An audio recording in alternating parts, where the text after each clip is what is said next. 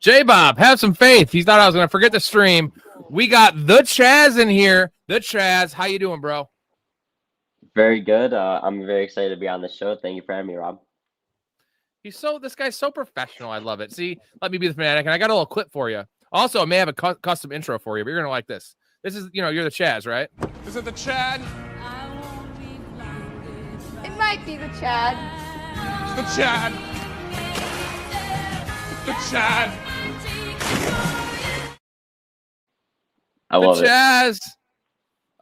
Yeah, Blake says you got a Kentucky shirt on. This gentleman goes to Kentucky currently, right? Are you a junior or senior? Junior, right? Senior. Currently a senior. Jesus, you're getting old, bro. I know. It's flying by right now. Well, I'm 37, and you've already completed more college than I did in 3 years. So, it's all right. We're still talking. Yet. We're still talking right here, right now about fantasy football. That's all I care about. Damn straight. See, positive mindset, respectful. That's why you got to love the Chaz. All right, man. Sub-Zero's in the house. We got Steve in the house. Mark's in the house. Argo's in the house. J-Bob's in the house. We got a lot of folks already in here. We're going to discuss a couple panic meter things, get a different perspective from the Chaz. Before we get to that, I want to hear your Quentin Johnston. We're going to get to McConkey in a second. So I had an argument with a bunch of people last night and the last couple days. Me and you are Quentin Johnston guys. We were OG Quentin Johnston guys. We didn't like him coming out of the draft, but we both loved him for his second year. You had him in Dynasty. I was drafting him everywhere in best ball, as in last year, 2024. Now he's wide receiver 4 right now, right? Wide receiver 4. Yeah, he's exceptional. Keenan Allen's wide receiver 11. Ladd McConkey's wide receiver 51. So my take is I think that from this point forward, Ladd McConkey in full PPR will outscore Quentin Johnston. What do you think about that? And what is your thoughts rest of the season on Quentin Johnston? Are you keeping him? Are you trading him? Are you trading for him? What do you got? I definitely agree with that. I think Ladd's gonna get into his groove. I think people are gonna start taking QJ a little bit more seriously. I don't think teams are taking him as seriously as what is thought before. But I'm not gonna take any credit away from QJ. I'm starting him in my dynasty league, as you said. I do have him in that dynasty league, and I'm starting him. I started him last week over a couple guys, and this week I'm definitely starting him with Drake Wannabe on a bye. I think QJ is starting to turn into the player that he was supposed to be out of college, and I cannot look away from his targets per game. I'm seeing 7. I think it was 9 or 10, and then 13 last game. That's something I can't look away. So I think Ladd will outscore QJ for the rest of the season, but I think it's going to be very close. So right now, I said Ladd's 51, wide receiver 51. Let's throw out like end of season finish, because even if he does well, it'll be like wide receiver 30 at this point, because we still have a lot of season to go, but he's not going to get to near where we drafted him. But yeah, what would you say going forward? Where would you rank both of them rest of season? They're close. Like, it's hard for me to rank them ahead, but I think they're close. So where would you rank both of them rest of season wide receiver? Yeah, I'd probably go low end wide receiver 2, high end wide receiver 3. Maybe you can go mid wide receiver 2, low end wide receiver 2 for both of those guys. But I don't think they're going to be creeping into that wide receiver 1 tier. I don't think QJ is going to keep this up. While I think he is going to be great for the rest of the season, I don't think he's going to keep this up. Who do you have more faith in maintaining? Obviously, neither Quentin Johnston or Keenan Allen are going to maintain most likely their current ranking. Who do you have more faith in keeping up what they're doing? Let's take health out of it because Keenan Allen's old. Let's just say production. Keenan Allen or Quentin Johnston? Oof. I'm a QJ stan, so I'm going to say QJ, but I'm not. Obviously, like I said, I'm not going to take away my flowers for Keenan Allen at all. Guy's old as heck, and he still looks really, really good. Especially last year when we thought he was kind of like slowing down and stuff like that. It seems like he's kind of picked it back up, and he's his old self. But I would still much rather have QJ rest of the season than Keenan Allen. Yeah, J-Bob, I think he's saying wide receiver 3 for the rest of the year. Not like he's not going to finish in that range. Oh yeah. I'm saying right? It's wide receiver like 20 to 24, or wide receiver 24 to like 28. That'd be my range of like where he's going to finish overall wise. Poker, I just looked at it. I didn't have a time to edit it into the stream. I'm also going to edit the other video I have as like a secondary intro, but that was fucking gold, man. You're keep up that work. I'm going to put it on here for next stream. Promise you, bro. All right. So panic meter time. We're going to get to all your questions here in a little bit. Be patient. If you have anything urgent, you are welcome to give me a little bit of money and, change. I need to have that fucking South Park clip in here. All right. Give me the Derrick Henry panic meter. We're going 1 to 10, 1 being pretty much zero panic, 10 being full panic. Like not release the guy, but it's so bad with some of these guys. You can't really trade them, but you're just panicked. You're freaking out. You're losing your hair. I mean, you don't have very much hair right now to lose either. Yeah, I got nothing. What is your? I actually do need a haircut, but the panic meter on Derrick Henry. The panic meter on Derrick Henry, it's going to be really low. I have like a 2.5, 3. Especially with Lamar being injured, I think they're going to have to rely on him to get that offense moving. I wouldn't worry about his fumble issue. He hasn't had that coming into this year, and I know that's kind of been costing them a couple of the games, but I'm not really worried. I know these last couple of games have been up and down, but they're going to have to lean on him with Lamar being out, and I don't see that production going away. So what is your number? Sorry if I didn't hear it. 2.5, 3. That's around. Jeez, that's really low. Okay, I'm not worried at all. And that's we're basing this on where they were originally drafted as well. Like that's part of it, right? And it was a second round pick, early second round pick. I'm gonna say 4, just because. And here's why it's not higher for me is because Derrick Henry, physically, like judging by that Bills game, and then also the run he had in week 3 looked great against the Lions. Like he looks like the same player. Oh, he almost looks better if that's possible. Like he looks great besides the fumbles, but the fumbles is like I don't know. That was just weird. He's not a fumbler. He is not Ramondre Stevenson. I'm not worried about the fumbles.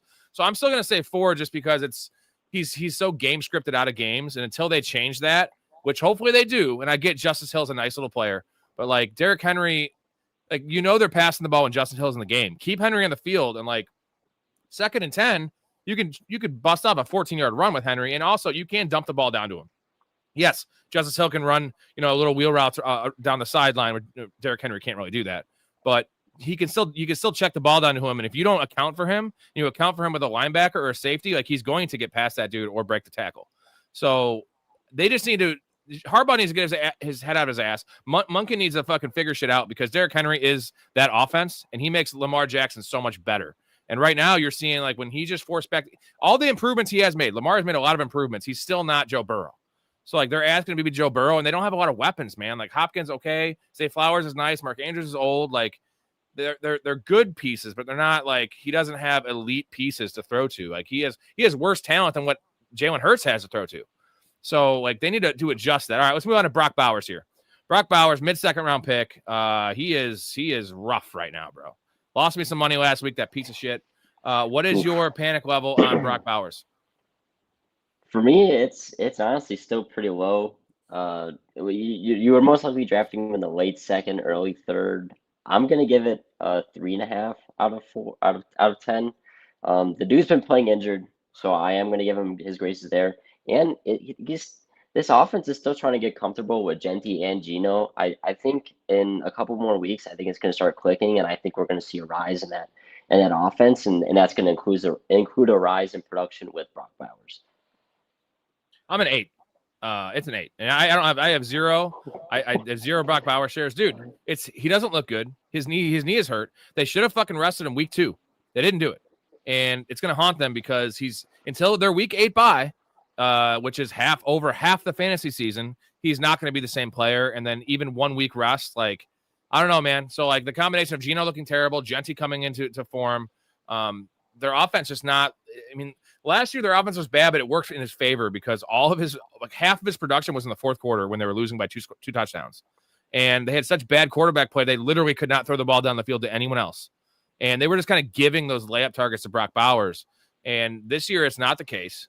He doesn't look like the same player. His run after the catch, his yak, is just not there. He doesn't look as dynamic. He looks more he looks like Trey McBride with the ball in his hands, and like Trey McBride is much more of a possession receiver, right? He's more of the Zach Ertz mold, where like Brock Bowers was like young Travis Kelce, like on steroids. And he's just not that player right now. And like, I don't have a crystal ball. I don't know what he's going through injury wise. I know he's playing through something. It's documented, right? He definitely is. See it with my eyes. Is. Yeah. And I like the guy. In fact, he's out there, but like, there's just too many factors that are working against him and the high draft capital. Like, you obviously have to keep him, and like, you can't drop him. You can't really bench him. Like, you don't want to start Jawan Johnson over him. Like, that's blasphemy. But you're going to get many more 4 for 50 games. than what you thought. And he was never a touchdown guy. He's never been a touchdown guy. They don't use him in like that role in the offense. You know what I'm saying? So like, it's just not great. And like, unfortunately, the backup plan to Geno Smith is kind of Kenny Pickett. And that guy's got very small hands and he sucks dick. So, you know, that's not good. So 8 might be a little crazy for me to say, but like if I had Brock Bowers right now, I'd be shitting my pants because you passed on some, I mean, obviously you passed on some guys that busted like AJ Brown too, but you passed on JSN.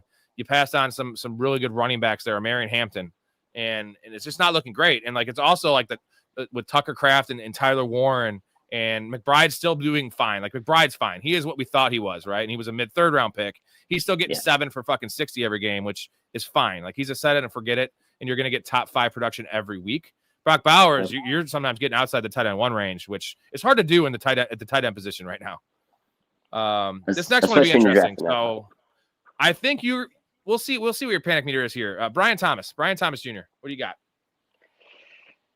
I'm giving this a 6. I also want to do 7. The thing I just can't wrap my head around is he can hit his ceiling with Mac Jones, but he can't hit his ceiling with T-Law. I don't understand what's going on. I don't know if it's T-Law sucks. Like, that's what happens. T-Law sucks. Well, he sucks, but he's not worse than Mac Jones at all. Mac Jones is way worse than T-Law, and somehow we're seeing BTJ fall off a cliff with T-Law, which I'm still trying to wrap my head around. I still have some hope, even though I don't have any Brian Thomas Jr. shares. I know a couple of my friends do. I'm always talking about them, but I still have some faith. But yeah, it's definitely a 6 or a 7. I would say somewhere around there. Yeah, I'm at 0. I have 0 shares. That is not 0 panic meter. 0 shares. I had him ranked wide receiver 18 before the year, so I was never going to get him. And my hot take was he was barely going to finish as wide receiver 2, which I thought was stupid making at the time because I know the guy's ability, but I also know he's not a polished receiver. He never was coming out. And here's the difference. You said he can't do it with Trevor Lawrence, but he can do it with Mac Jones. The difference is I don't think Mac Jones is better than Trevor Lawrence. I think right now Trevor Lawrence is running a system. He's running Liam Cohen's system, which is making the right throw because he has been a little better in terms of he's throwing some dumb picks in the red zone, but he has been a little better. Mac Jones wasn't running any system. He was just literally throwing the ball to Brian Thomas last year. And it kind of caught the NFL by storm a bit. And this year they're winning games. Their defense is good. So I think that's and not to mention Brian Thomas has been like legit awful. Like his foot placement, like any polish on any sideline catch is bad. He's not running over the middle. He's scared. He's alligator arming it. He's dropping passes. And right now with what's going on and the way that offense needs to run is a lot of inbreakers. And Brian Thomas is not good at those routes right now, and he has no confidence, right? So they're putting him outbreakers and go routes and stuff like that. They're not doing the design touches, right? He's got a couple carries, but no screen passes. They were giving him two of those a game last year, bro, towards the end. So, like, the scheme change has actually hurt him. And my panic meter is actually only a 3 right now because my whole worry was mostly Travis Hunter. And although that might still be the case in the back half of the season, it appears with the injuries in the secondary and Travis Hunter just not being – I'm not saying he's not the player we thought he was. He's just real raw. And I'm not worried about that part, at least in the current next 4 weeks. So I think they're going to get this right. I think I'm going to bet on Brian Thomas's yards on Monday night. It's not out yet. I'm guessing it's going to be at like 49.5. They're against the Chiefs. I'm not as worried. And like, I guess for me, just because I don't know, he was going in the early second round. So maybe I should be higher on the panic meter. Yeah, I think. But with Derrick Henry, there's other issues. 13th overall. Like Brock Bowers is health, though. Brock Bowers is health. I'm much more worried about a guy that has health issues, not to mention the same concerns that Bowers has. Like Bowers and Thomas has similar concerns. He just has health issues and offense issues. The offense actually looks okay for Jacksonville. It's just the usage and kind of the scheme, which we thought was an upgrade, right? But like change isn't always good. And Geno Smith, it was like with the Geno Smith train with Brock, it was like, oh, it's gonna be great because now we have a better quarterback and we have a better coach. Like, but what they did last year was working for him in fantasy. It wasn't working for them in real life because they sucked, but they sucked this year too. So it's just a mess. All right, let's move on to Ladd McConkey. Just real quick, since we already touched on him. What is your panic meter on Ladd McConkey right now? He was an end of second round pick, top 24 guy. For where you were drafting him, I would give it an 8 or a 9. I mean, the guy, we said he was a wide receiver 51 right now. And even if he plays great for the rest of the season, the max he could probably get to on the season is probably wide receiver 30 or 25, and where you drafted him, that's just not going to cut it at all. Panic meter's at 9. He's probably lost you a couple games already. You're probably sitting at 2-2 at least or worse. So you really need him to carry you on your back for the rest of the season. But yeah, I'd say a 9 right now. Yeah, I'd say 6. I still trust him more, not returning value, because Brock Bowers is a tight end, so I get that like it's easier for him to return value at tight end. But with the offensive line injuries, they're going to have to change the way they're playing. Like the deep shots aren't going to be there as much. They're not going to be able to. They don't want to risk Herbert as well, man. If they keep on dropping back and telling him to throw go balls, like Justin Herbert will get hurt, and we've seen it every year. He's had an ankle injury. So the problem is that Keenan Allen runs the short stuff, Quentin Johnston runs the long stuff, and Ladd McConkey is more of an intermediate guy, and they're not targeting that part of the field at all. And until that changes, I just do believe in the player. I think he's a good player, and he was so efficient. This year, the problem is he's not been efficient. He's had some drops. He's not quite beating man as much. He's not effective against zone. It's really concerning. But I feel like he's the lowest. Like he's almost doing worse. He's doing worse than these other guys we talked about. Brian Thomas is at least giving you 4 for 50. And Ladd was the first 2 games, but then 3 for whatever it was, 3 for 30, and then 1 for 6. That's not Ladd McConkey's profile. It was in college. Yeah, Story mentioned it. He had some games. He had a 0-catch game in college when he played with Brock Bowers. But I'm going to say a 6. I still would be trading for Ladd McConkey right now. I'm less likely to trade for Brock Bowers because he's got more name recognition, and like I think people are going to hold on to him. I don't want to trade for an injured asset. Where like at least Ladd is not hurt. At least we haven't heard anything, and I don't think he is. He still looks okay. So I'm going to go to DJ Moore now. DJ Moore. This is close to us as Bears fans. It's not been great. He's got what? Does he have 2 touchdowns? I know he has at least 1. I think he might have 2. I think it's Is just it the one? one. I think it's just Okay. the one on that 4-down play in the end zone. But it wasn't even a play designed for him, and it was just kind of like, oh, you're opening the end zone because he was going he was going to the left, and Caleb and everyone else was going to the right. That was pretty much the reason he had that touchdown. I don't know what else to think. The guy's getting 5 targets a game. Like I'm really worried about him. Cutting it. You can't get 5 targets a game and be startable in fantasy. I'm sorry, that's just not going to happen. My panic meter. Saying this out loud, when I wrote it down, I had it at 6. I'm going to move it up to an 8 or 9. This is just terrible. It's not like the offense is gearing towards Rome, which as a Bears fan, I love to see it. It's so explosive. But I also, as a DJ Moore owner, I hate seeing that. So I really think we got to try and ship DJ Moore off, just to try and clear up some cap, because we clearly don't need him, in my opinion. So at this point, it clears up a spot cap. for Luther Burden too. Yep, it clears up cap. It clears up a spot for Luther Burden to come in and to get to develop as a wide receiver too, which is what he should be for the next 3-4 years. And then also, like I said, we can get DJ Moore off the books and we can help out the team elsewhere. So Rome Odunze was a 7th round pick roughly in fantasy. DJ Moore was a 4th or 5th. We'll say 5th to late, early 5th for DJ Moore, late 7th for Rome, mid 7th for Rome. So at least a 2-round gap, right? What do you put the chances? So again, let's put the past in the past, the first 4 weeks. Let's just forget about those. Going forward, let's say DJ doesn't get traded. The offense stays status quo. What do you think the chances are DJ Moore outscores Rome Odunze the rest of the season? Do you think it's a 5% chance, a 25% chance? Sorry. You said Rome Odunze outscores DJ Moore, right? No, DJ Moore outscores Rome Odunze. Let's go with the one that's like 0. You think 0% chance? 0% chance. Oh, damn. I think coming into that draft class where we got both Caleb Williams and Rome Odunze, I think they're bonding like this, and DJ Moore and Caleb are just they missed each other. I think they just missed each other. Especially what Nick has said in the chat. I don't think Caleb likes DJ at all, and I don't think he's like looking for him that much. But DJ Moore hasn't been a bad receiver. Like his PFF grade, which is what I saw online, they're grading him as a top receiver. He's just not getting looked at. He's not getting the ball thrown to him. I just don't think Caleb likes him all that much. Because like I've always been a big DJ Moore fan back in Carolina. Coming out of the draft, loved him.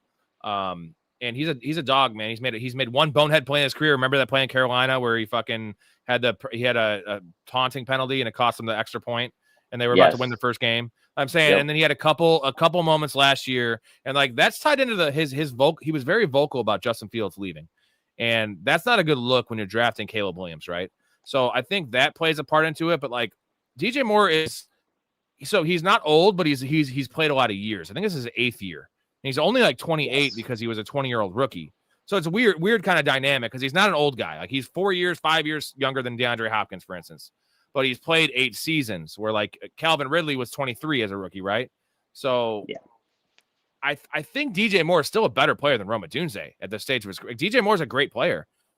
He's just more versatile, and like they're just using Rome properly and they're misusing DJ Moore. And DJ Moore can do it all, right? He can line up in the backfield. He can play the slot. He's not really an X receiver because he doesn't have the size, but he can, and he has played X. He can, he's had years where he's been an 18 yard per reception player. Has years where he's been a 10, where he's been, the PPR guy. So he's done it all. He's got the whole package, and I still think it's close. Like maybe he's not better, but I don't think Rome's a better player than him, if that makes sense. And I don't think you. I think it's a 25% chance in full PPR, 25% chance that DJ Moore outscores Roma Dunze. You saying there's no chance? I don't see it. You put it as perfect as what I was saying. I think DJ Moore is the better player by not a mile, but he's definitely the better player. We just don't know how to use DJ Moore, which kind of sucks. But also going back to what you said about DJ Moore being upset. I mean, the guy had he finished as a wide receiver 5 and had amazing stats the year Justin Fields was there. And then, they just ship him off and it's like, oh, you have to reorient the system. You have to reorient everything else with Caleb Williams. I'd be kind of pissed too. So going back to Rome is Caleb's guy. And I think Ben's going to start to realize that more and more. And he's going to start to get more and more targets too per game. I don't see a world that we live in where DJ Moore outscores Rome in the second half. All right, I got 3 more names, including an entire team, which is going to be a couple names in a little subsect there. Before I do that, I want to shout out Steve Casey, my dude, my man. He's in the chat right now. I want to thank him for all he's done. He's been managing the Discord, been helping me. I'm kind of Amish, and just I appreciate him. He's a super nice guy out of Philly, baby. Although he lives in Jersey now, so really appreciate it, man. And I just want to shout him out.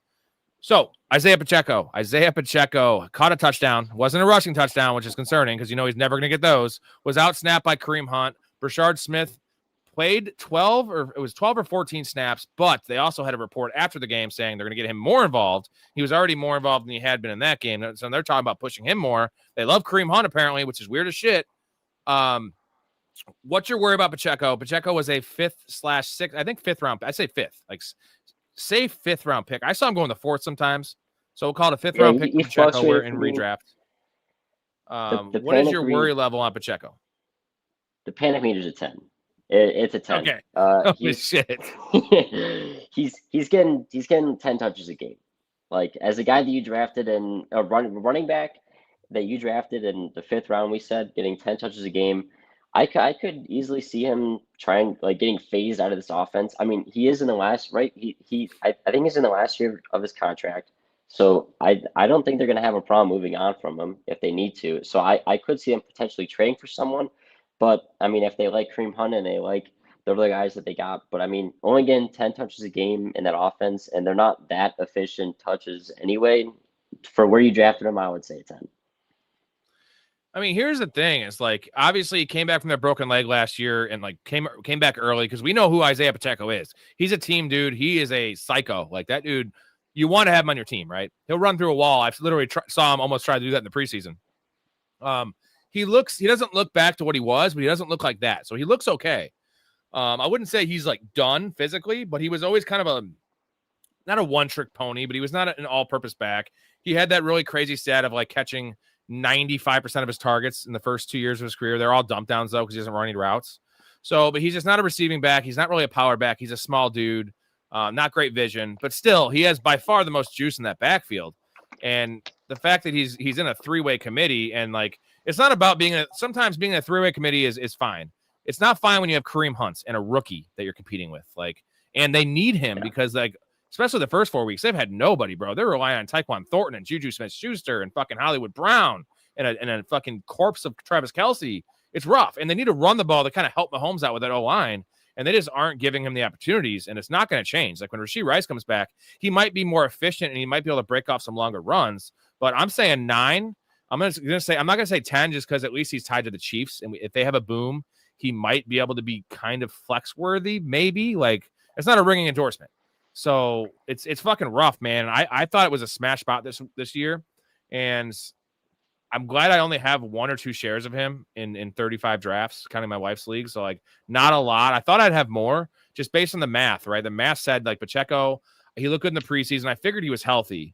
That was the concern for me. It wasn't this. Like the concern was his health, and he looks 80% back. And the health isn't the reason he's doing bad. It's not the player, and it's just the fucking situation. And it's wild, man. So you can't do anything because you can't trade him. I mean, I think I might have dropped him in. Did I drop him in a league? If I did, it was in a really shallow league. I don't think I dropped him, but I'm like debating it. Like he's in like the chopping block, you know, like he's like one of the next 2 guys I'll drop if I have more injuries, which I've had a fuckload. We've all had a fuckload of injuries. It's been insane this year. Yeah, it's been hitting us hard. I can tell you with Tyreek, CD, it's been rough. Well, the quarterbacks too, like the quarterback injuries have trickled down to teams like the Bengals. Now you have Lamar hurt. Brock Purdy's been hurt. And then you go to the running backs, which we always knew the running backs were going to get hurt this year. That just happens. Like it's never the same year to year. Last year was historically amazing for no injuries, of course. But the wide receivers are like getting hurt more. And now you have Brock Bowers being affected by it. It's just rough. It's not great. And that's fantasy football though, bro. And that's what we sign up for, right? Yep. Next name, AJ Brown.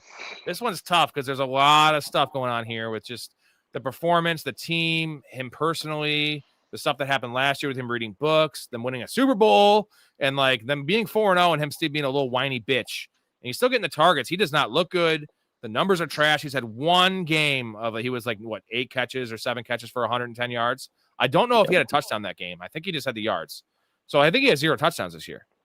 And you had also like add insult to injury. Dallas Goedert catches 2 touchdowns last week. Devonta Smith being more involved. What is your panic meter on AJ Brown? I'm going to say a 6. I've always been kind of saying this, like, especially after last week. I think he was complaining about not getting like targets and stuff like that, getting him more production. And I think there was one drive where he literally just got 3 straight targets, but they sucked. Like the targets sucked. They were just trying to force feed him the ball, which I understand as a great wide receiver, you should be able to go make a play, but like it was just completely bad. So I think they're trying to please him by just forcing it to him, which is now it's not even going well there. And I always thought of him as like this. Like now he's an amazing wide receiver, but I think in their offense, I think he's just a pawn in their scheme. Like that's how I kind of look at him. They're a run first team, and I'm not gonna lie. People think Devonta Smith is amazing, and like having that cornerback one or getting double teamed on the AJ Brown just leaves the run game, and then 2 also Devonta Smith. It's just it's setting up for a disaster for AJ Brown. So it's at a 6, but it could potentially rise up there for me even more. Is that a 6? Just because you're paying some respect to a man that was like a top 4 talent the last since he's been in the league. Is that what it is? And he's tied, because it's not so much tied to the offense he's in, because all that stuff's bad. Like Jalen Hurts is not a great passer. They're not throwing the ball. The volume's not there. The efficiency's not there. Now, he's always been an efficient player, but Jalen Hurts has never been the most efficient passer. So is that where you're only at a 6 because it's almost historical for you? It's the same thing as Derrick Henry, right? It's historical. But here's the problem is that AJ Brown does not look good. Like, and whether that's efforts, it's effort is definitely a problem right now for him. But even the plays he's trying, going full bore, like he is not beating man. And AJ Brown has been historically a top 3 wide receiver in the league. If you put man coverage in AJ Brown, regardless of if he's with Tennessee, if he's playing with Ryan Tannehill, if he's playing with bums, if he's playing with fucking Kenny Pickett, it didn't matter because he destroys man one-on-one. And he's probably the best in the league, second best in the league at a little slant route. And not like Michael Thomas level where he caught everything. AJ Brown was similar to what we saw DK Metcalf do in that game overseas. He'd catch a slant and take it 60 yards to the house. And not only now is he not taking it to the house, he's actually getting the ball deflected because he's not separating. So, like, and he's just never been, you mentioned Devonta Smith. He is a tactician. AJ Brown's never been a tactician. He's just won by his physicality and his athletic gifts. And it's hard to say he's done because I believe AJ Brown's only 28 years old. So, like, that's not, and again, it's not DJ Moore 28 because AJ Brown was at least 21 when he came in the league. I think this is probably his 7th year. You can't say he's cooked based on that, but it looks like he's a little cooked. And that's probably a combination of losing a quarter step and the effort. Would you agree? I mean, you could say that. If I'm going to be honest, if you send AJ Brown to a team like the Patriots or a team that would use him how I think they would use him, he would be a top 5 receiver. Like he would be like you're talking about him like he's on this. If I'm being honest, I still see AJ Brown as like the tip top of my range. Like he is one of the top 5 receivers in the game, and it's not translating on paper. And it's so bad for him because he can't go and be like, oh, like, why you're not giving me the ball. They're 4-0 and the offense looks great. Like, why would they ever do anything to move off of him? Like the Eagles are just in such a prime position, but he also can't And he just complain got 9 for- targets. He just got 9 targets last game. Yes, he did just get 9 targets. He's gonna stay in Philly for a long time, or as long as he's on contract there, unless like I don't. I mean, they're also winning games. Like they haven't lost a game in forever. Like he's at a spot where he can't complain, but he really should be. Because it's more about winning football games or your own. They really haven't lost a game in forever. They lost. I actually remember this off the top of my head because I'm a fucking football junkie. The last game they lost was that game to Washington where they had that giant lead. It was like week 13 last year. Remember that? Where Jaden Daniels, Yep. it was like 38-35. And then before that, they lost week 2. So they lost 3 games last year, correct?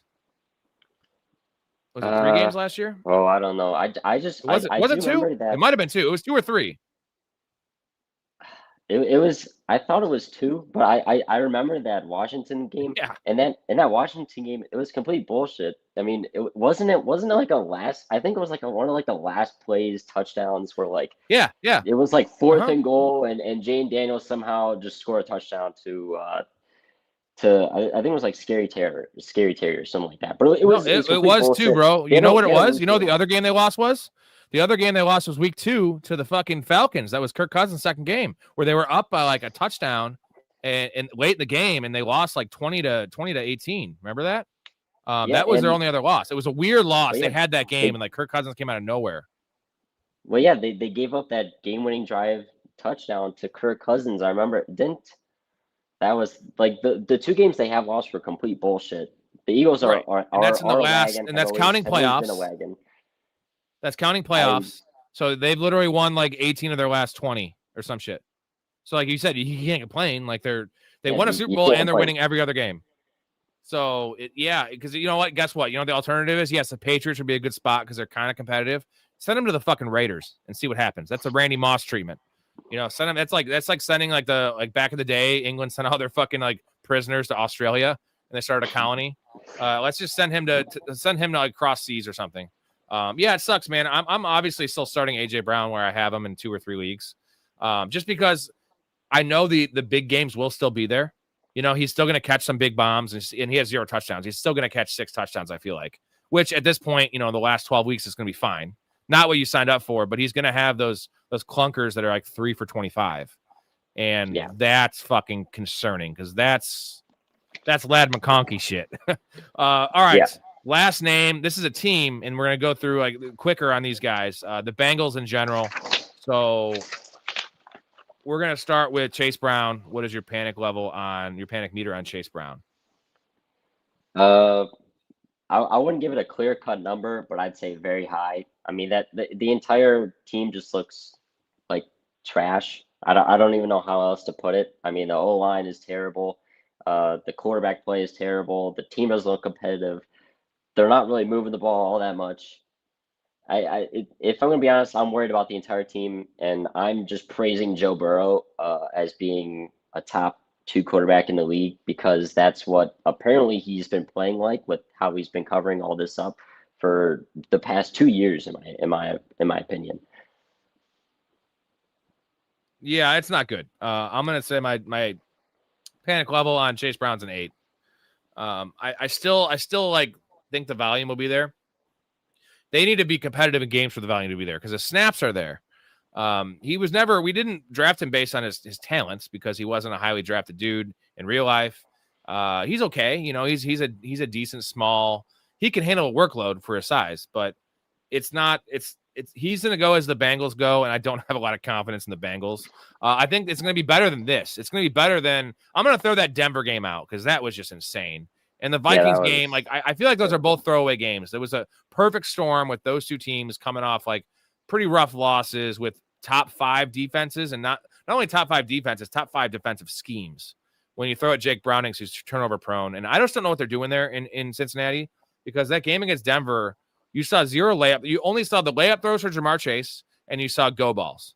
Like it was like Russell Wilson. Like they might as well bring in Russell Wilson, because if they want someone that just either checks the ball down or just throws like corner routes to the sideline, like lollipops, like how about you scheme up some stuff for Jamar Chase and T. Higgins, who are elite, and spread the field and get the ball out of your hand quick for like some slants and some in-breakers. They don't do any of that.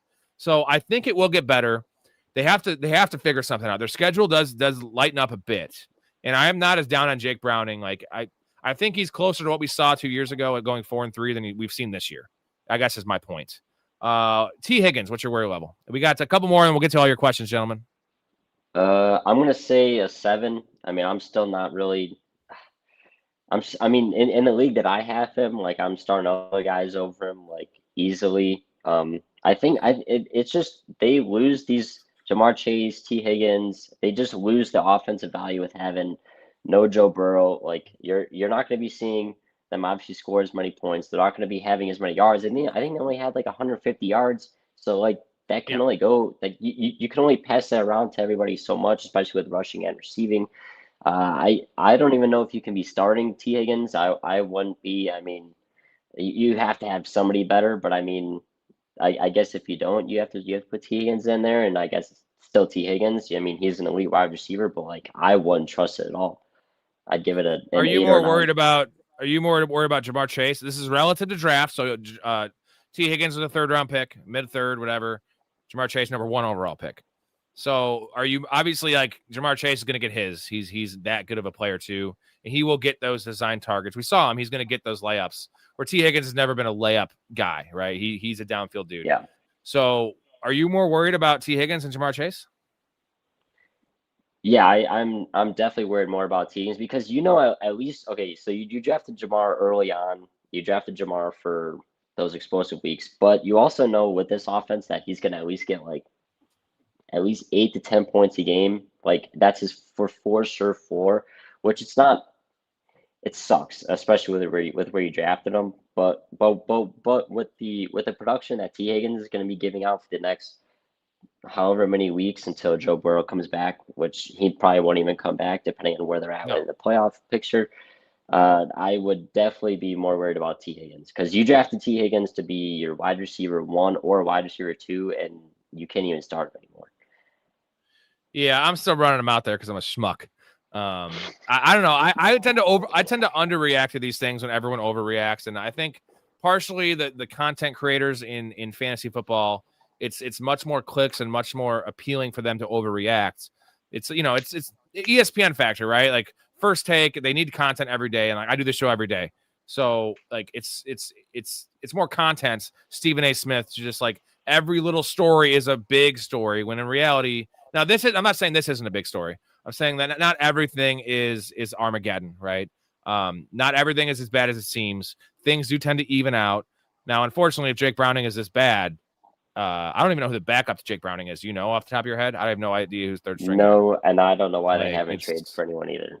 I just or something. I don't get what they're doing. I don't get what they're doing. Dude, you know what would be great? Now they would never do this because they're in the same division. Get Joe Flacco to the fucking Bengals, bro.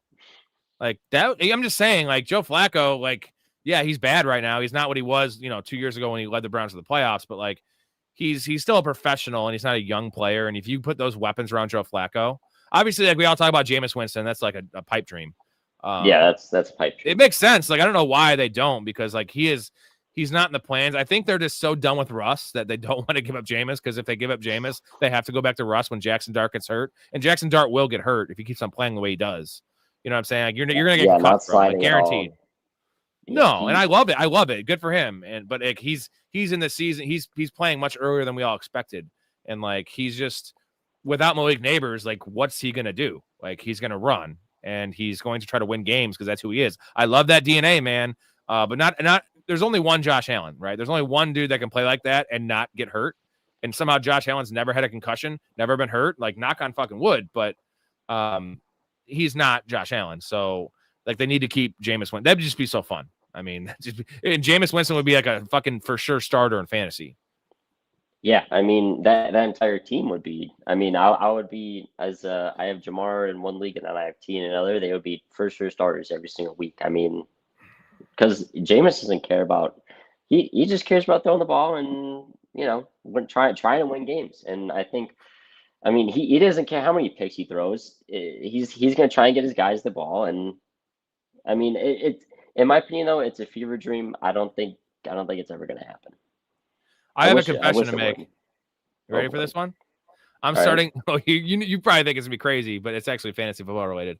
I'm actually starting Jake Browning this week in a league. Yeah.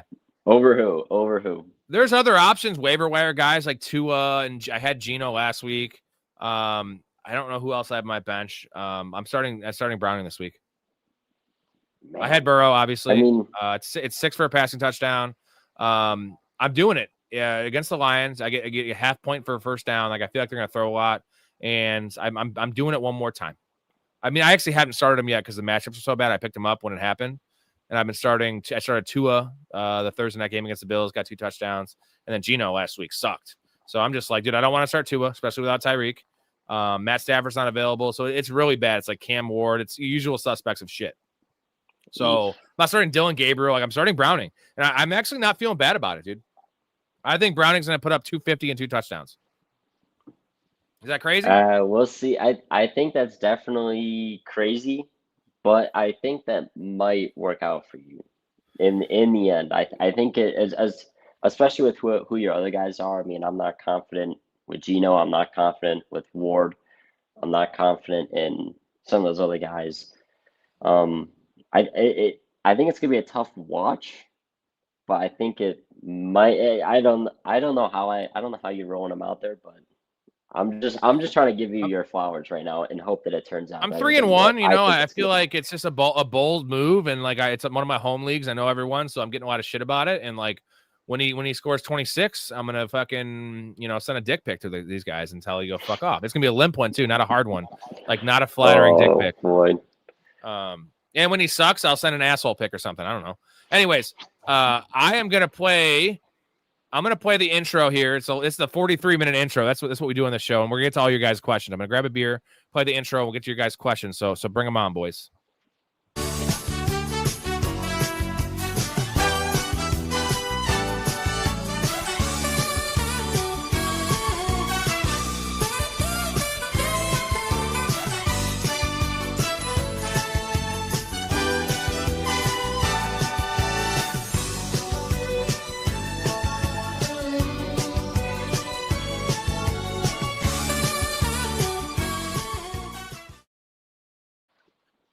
All right, we're back. That was a pretty long intro. What do you think?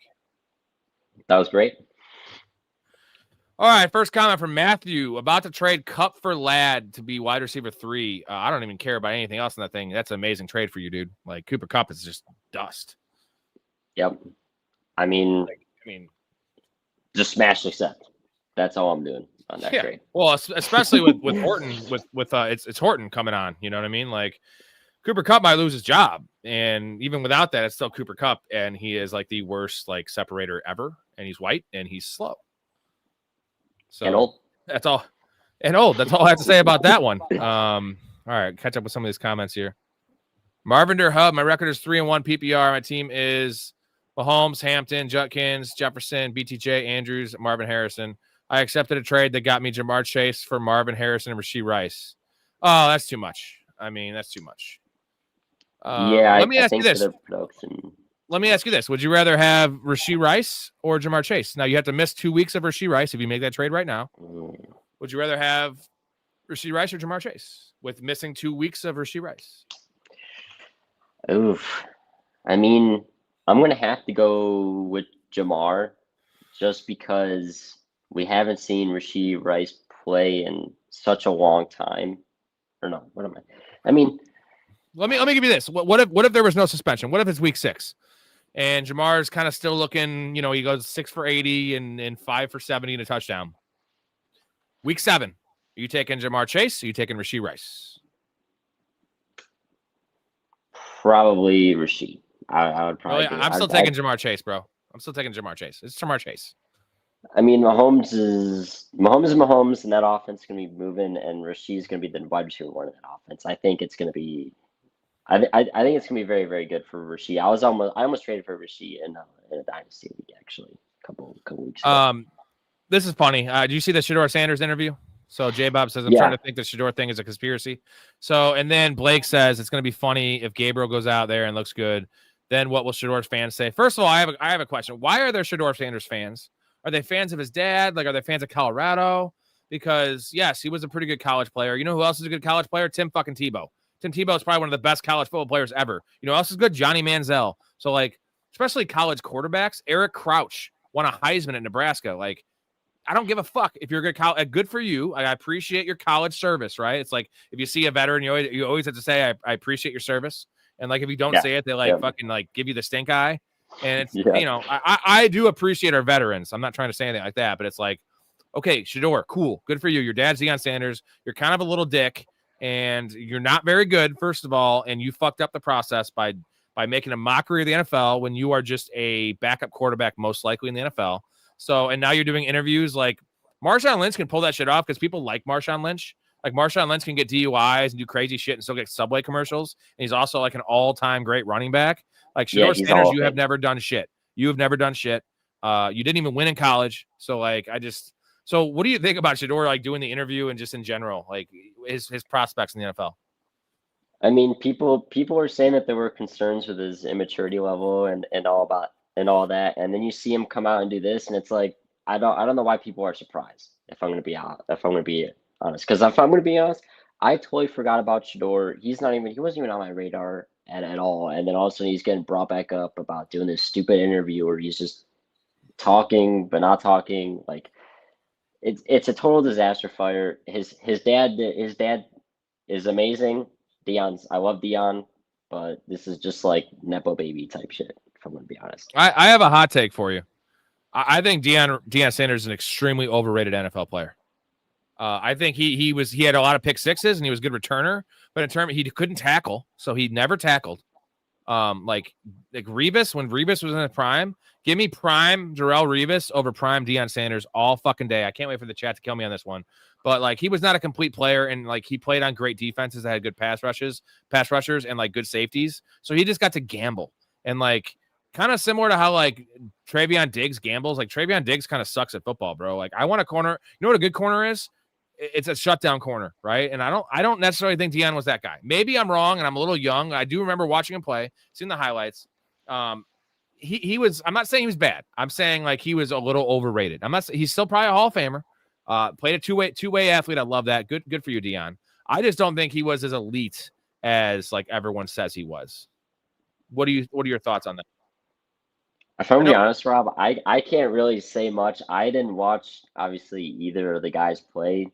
The only thing I know for sure is when I look at that Revis Island season where he went up against the great wide receivers, and it was like, and every week it was like 2 receptions, 20 yards, 4 receptions, 30 yards. And that's just like how, like, that's what I based on. I never watched Deion and I never watched Revis. So I really can't, I don't hold any weight in this argument, but like I think Champ Bailey's prime, Champ Bailey, that guy was a champ. And coming up next on First Take, that's a Stephen A take. So I was half into that one, but I honestly do think he was overrated. I don't think he was bad or anything. He's still a Hall of Famer and one of the greats of all time, but people think he's the greatest corner of all time. And I vehemently disagree with that one, man. I mean, hey, whoever watched them back in their primes. I mean, like I know I'm still 21 and I'm in my college days, so I didn't get to watch both in their primes and see it on a week-to-week basis because I know we can always put up stats, we can always put up interceptions, pick sixes, whatever. But cornerbacks for me is a lot just about watching them on a week-to-week basis, about how they are actually against the wide receiver ones, not just numbers wise. So, and I I really didn't get to see that. But if I had to choose one, I'd probably say I want to go with Revis just because of that Revis Island season. But I'm biased, so I really can't say much. All right. Question for Matt. Dak or Fields this week? Same game, playing against each other. Is it 6-point passing or That's like that's why I love you. kinda, That's why I love the Chaz, because that's a big that's kinda part. what I'm Like, it's leaning. not just in a vacuum. I said it last night. It's 6 for if it's 6 for a passing, it's Dak. It's 4 for a passing, it's Fields. If there's bonuses for passing yards, even without it being 6, it's Dak. But if it's just bare bones 4 for a passing, 25 yards per point, it's Fields, right? Yeah, I mean that's why I asked the question because if it's a 6-point passing, I think Dak is going to be lighting it up on Sunday. I still don't know who's going to win. I think both offenses are going to be really good, but I see Dak in that air raid offense throwing 3 touchdowns, 300 yards. It's going to be a great day for Dallas. Oh, okay. J Bob is giving me a super chat. It says, bribe for you to stop hating on Super Bowl champion, Super Bowl MVP Jalen Hurts. I don't hate on Jalen Hurts, man. Like, I think, first of all, I want to say this first of all. Jalen Hurts is a badass competitor, an awesome teammate, and a great dude. So, like, that sounds like I'm setting it up to say he sucks. Like, no. Jalen Hurts is amazing. Like, he all the disrespect in the rankings of quarterback rankings that goes out on ESPN and shit is wrong. Jalen Hurts is a top 5 quarterback, right? It's because of what else he offers. It's not his passing. As a passer, he's not top 5. But I think he's number 5. Like, I can't put Justin Herbert ahead of him, bro, because Justin Herbert's never won shit, right? You can't put Justin Herbert ahead of Jalen Hurts. I mean, when I look at it as like pure quarterback play, and I think Herbo is way better than Hurts. Hurts as a quarterback, but he plays a different role, man. He is the team. That's the difference. Fits the Eagles so well, which is why they can go and win 20-some games or like 23 games out of the last 25 or whatever. I just think like Jalen Hurts is not a top 5 quarterback. That's like I can name I guess so I see many what you're that saying. are If you put them on the Raiders, I'd rather have Justin Herbert on the Raiders than I would want just Jalen Hurts. I understand that, but like that's also not the world we're living in. You know what I'm saying? Like, so it's a very slippery slope. Like he's probably better as a passer than we give him credit for, but he's still not good. He's still not a good passer. But it's just the fact that like the tush push is lame, but you don't know why the tush push is a thing, because Jalen Hurts is a fucking monster, and no one else would ever even put their quarterback like at that peril. So like he has made this system as much as the coaches, because his ability, and he's actually not even that fast. Like Jalen Hurts is like a sports car. He is not, but he's fast enough. He's sturdy, and he never gets hurt. He makes the right play. He's almost got like what Lamar does in terms of like the scrambling quarterback, like that savviness. I'm just gonna put it top 5 just based on winning. But yes, I agree with what you're saying. If you put them on a neutral team, I want Justin Herbert. And in that case, I put Jalen Hurts as a top 10 quarterback, which is still not, it's not good. It's not bad, right? Because there's a lot of bad quarterback play in the league. But I can never just put Justin Herbert ahead of him, because Justin Herbert has never won shit. So like, not even like, I don't care. Like, I don't punish Josh Allen for not winning Super Bowls, because Josh Allen has played perfect games and lost to the Chiefs. And Lamar, I don't punish him as much because he's made some mistakes. Coaching has put him in bad positions. Not even talking about the Mark Andrews thing. Lamar's done so good in the regular season, 73% win percentage, something like that. Like, so Lamar's an epic all-timer, right? The 2 MVPs. Like, so I can't, those guys are what they are, and Super Bowls be damned. I don't care. It's one player. I know it's the most important player. This isn't the NBA where the best player better win ships or he's Charles Barkley. That's not what I'm saying. So I don't think I hate on Jalen Hurts. I kind of hate on his arm, and I hate on how they use him. And I mean, I wish they'd let him throw the ball more. Yeah, I think. Okay, I think. go ahead. You know what? Yeah, when we talk about quarterback play, we talk about like being a Tom Brady or like being like like a pocket passer. Like we're not seeing that with Jalen Hurts, and I think that's why people like. I think Jalen Hurts is a great quarterback, but when people say he's a top 5 or something like that, I can't get behind that. But I can get behind that Jalen Hurts is a good or a great quarterback, just not on the same level as some of those upper echelon guys. And he's great for the team that he's on. Agreed. Frankenstein, Amari DeMarcado or versus Tennessee, or Travion Henderson versus the Bills. Let's assume this is full PPR. If they don't say it, I assume full PPR. I'm going to go DeMarcado all day. That seems like the I case, think, but did you hear the Michael Carter interview when he's like slipped up that he's going to be the starter? And I don't know why he would say that if it wasn't true. I Like, did see that, but like, you don't know. I mean, we don't know. I Yeah. would think DeMarcado, you don't know, and that could honestly be a play to where they could try and get, the other team to think that like he's going to be starting when he really isn't going to be. It may have been a slip up, it may not have been. I did see that though, but it's kind of weird though, because like I don't know, I would much rather have DeMarcado obviously than Carter, but we'll see what happens on Sunday. That backfield is going to be interesting to see, especially with that offense. I don't like that offense at all, but it is what it is. No, Mark says that piggyback on that, thoughts on the Benson situation. What happens when he comes back? This is wild. Like, again, as a guy that has Benson everywhere, I didn't see the injury. He played a couple snaps after, and it kind of does explain the usage of DeMarcado. I figured it was more of a game script thing, but even though Benson was playing that role, Benson was literally playing the DeMarcado role that week when James Conner was healthy. It's 4 to 6 weeks, so I'm guessing 5 or 6. Cleanup surgery, MCL. I'm not worried about like the talent they brought in is nothing. Like DeMarcado's okay, and I'm pretty sure Michael Carter's just a dude, like literally just a dude. So I think it's about his health that matters. So if he's healthy, it's his job. If he's not healthy, he's going to be it's Isaiah Pacheco 2.0. Yeah, I definitely agree with that.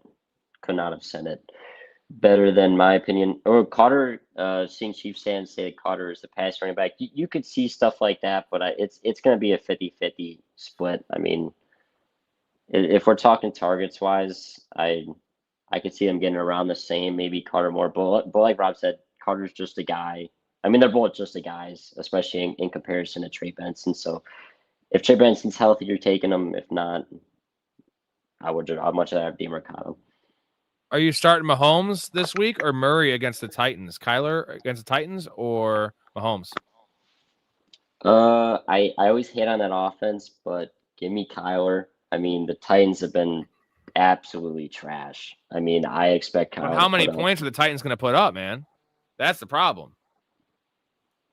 I think we saw last week what the Chiefs are going to do. I think they're going to throw the fucking ball this year. Like if they can with like the weapons around them, and getting Worthy back just change their game plan a little bit.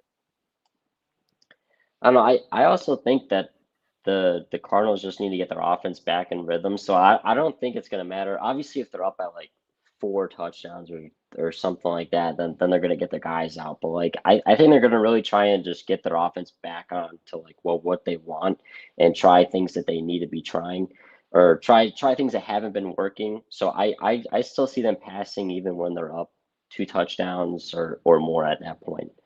They need to get this offense looking fluid again, and it's not there right now. Well, we're split on that one. I see the appeal of Murray like matchup based, but like Patrick Mahomes seems like he's kind of on a mission this year. They need to keep their foot on the gas. They're 2-3.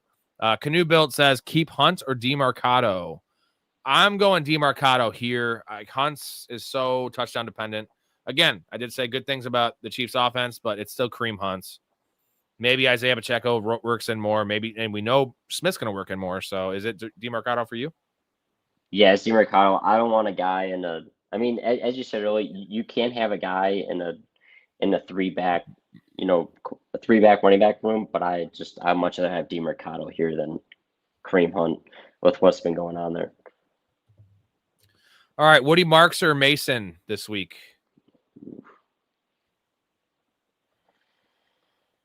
I'm gonna lead on you for this one. I don't know who it's Mason. It's Mason. It's Mason. I mean, I'm not gonna get too cute. Like, for all we know, it's a 50-50 split this week with Nick Chubb, and Jordan Mason has no one behind him. It's Mason. All right. In any format. In full PPR, maybe Marks, but like I think that's just a bad decision. Like they have to protect Carson Wentz, and how to protect Carson Wentz is running the ball. I don't care if their offensive line's banged up. That's my call. Saying that, I would definitely agree with that. I know in the previous weeks I was saying Woody Marks are going to start taking over, and then we see the explosion week last week. So I'm kind of high on him, but yeah, I mean Jordan Mason is going to be that rock. There's no one else really behind him, and yeah, backup quarterback and Carson Wentz, they're going to have to establish the run game, and he's going to seize opportunities. We got a super chat from Steve. He super chatted someone else's question. That is how good of a guy Steve is. Like, what a dude. What a dude. I just, that's who he is. So, trade from Wally in the chat. He is trading CD plus Kenneth Walker or Jordan Mason. They choose for JSN and Josh Jacobs. Well, I want it to be, I would do, if he could trade CD and Kenneth Walker, the Tiny Dancer, for JSN and Josh Jacobs, that's a smash.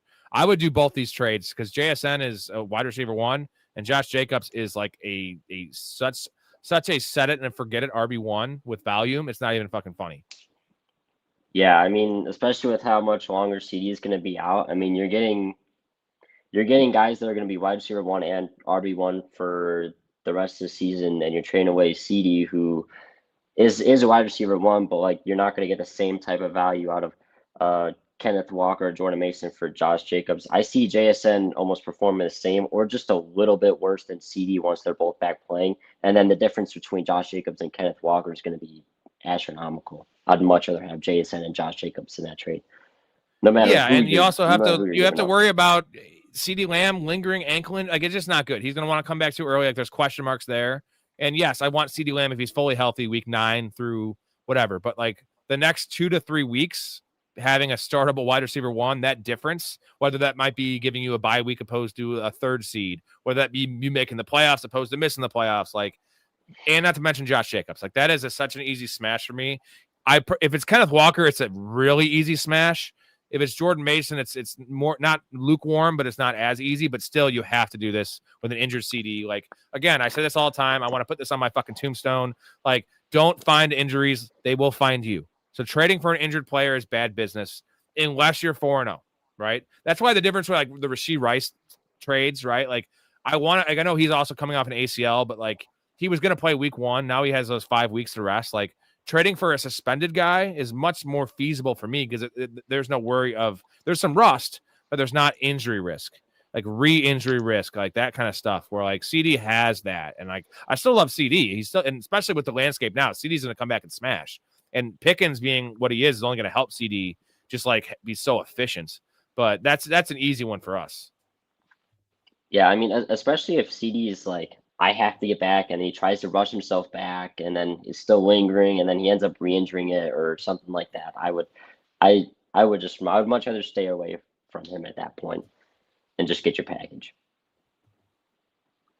We got people. Dion was a shutdown corner. I guess maybe I was a little bit much on that. I just don't think he's as good as some of the other guys that I've seen, and like they don't get the credit, right? And Pat Surtain Jr., right? It's a junior because his dad was in the NFL. He is on that trajectory because I love that guy. That guy's amazing. J Bob says, I'm out. Shout out Sub-Zero, Mark, Steven, Chiefs fan. Remember to bet the house and the Eagles repeating. Well, I'm not going to bet the house on it because the odds aren't there. The bet to make is wait for the Ravens to lose this week if they do, and then bet the Ravens to win the Super Bowl at like 25-1. That's the bet, right? Are you on board with that one, Chaz? I'm on the Eagles, man. I love the Eagles. Well, yeah, but the Eagles are 3-1, man. Like, that's not good money. Like, anything can happen. Jalen Hurts can get hurt. Barker can get hurt. Like, 3-1. There's not a lot of value there, bro. Bad value. I think that's. I would still take it if I was betting, man. I'd say it's fair value. No, fair. Like, the Eagles are just such a wagon. They are a wagon. Well, currently, right now, I think the Ravens are 12-1. Okay, to win the Super Bowl, which I don't like. But you got to think of it this way. Right now, the Bengals are not going to – they're not – Bengals are done. The Browns are done. So now you have only the Steelers with Aaron Rodgers is playing well. He's still 41 years old. So they have to beat the Steelers. They play the Steelers twice in the last 5 weeks of the season. So, like, they'll be healthy by then. If they just go 2-0 against the Steelers, that's a tiebreaker, right? So, like, that's all they have to beat out. Like, 9 wins could also make the playoffs in the AFC. So, my thing is, if they lose next week and they're 1-4, and there's a chance they lose the next week after that and they're 1-5, and they have their bye week, and Lamar comes back healthy, that team could. And their schedule is super easy. I looked at it. They don't play. They already played the Bills. They already played the Lions. They already played the Chiefs. So they could run off, 5 or 6 wins in a row. And let's just say they're the last team to make it, or the 6th seed. What do you think the Ravens' odds would be to win the Super Bowl if they're fully back healthy, looking like they did against the Bills week 1? It's like 6-1, correct? maybe a little bit worse. But then again, if they're a 6 seed, they're gonna have to go into either I don't care. Burrowhead or I don't care about that. Like they don't need. I think Lamar's past needing a home game. You know what I'm saying? Like we've seen that from the Chiefs a couple years. Again, there's no history there. I'm just saying Lamar is an elite player. Harbaugh's still a good coach. Like I like their defense when they're healthy.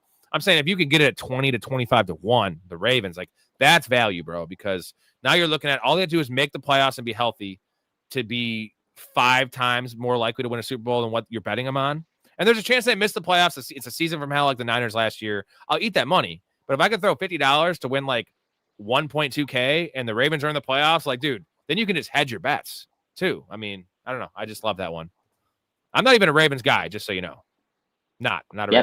That's definitely an interesting way to think about it. I wasn't really thinking about it, but yeah, I mean, if they do make the playoffs, Because you can't hedge your bets with the Eagles. You can't. Like you're gonna lose your money then. Like it's 3-1. You can't. Well, yeah, because at that point you just be all on the Eagles. So, and since there's no value, I guess you couldn't hedge it all. So yeah, yes, I would much rather do that 25 to 1 if you get the Ravens for that. But like if I'm looking at just pure who's gonna win, give me the Eagles. I gotta do that. I'm gonna get that Pinkman clip in there. A lot on my plate. It was also my wife's birthday today, so I didn't. That's why I wasn't in the Discord much. Cam Newton on the Eagles team may end up being the greatest QB of all time. Oh man, like prime Cam Newton on this Eagles team. Although I always thought Cam was I can't say he wasn't a good passer because his weapons he had were so bad. It was Ted Ginn. It was Greg Olsen, I suppose. It was like Ted Ginn and just a bunch of bums. And he had 2, D'Angelo Williams and Jonathan Stewart were good, but I mean, I'll give you guys all a start here. Jake Tunges, just so you know, if you guys didn't see the Discord, my bet tomorrow night is Jake Tunges over 25.5 receiving yards. That's going to fly up board. I think that's going to go to 34 because I just got a point from Chiefs fan. Purdy, Pearsall, Jennings are all out. I'm not worried about the Purdy injury for Tunges. The tight end doesn't matter in terms of like the quarterback. You're looking at Demarcus Robinson and you're looking at Kendrick Bourne, who like are both. Robinson was suspended all year and Bourne just got there.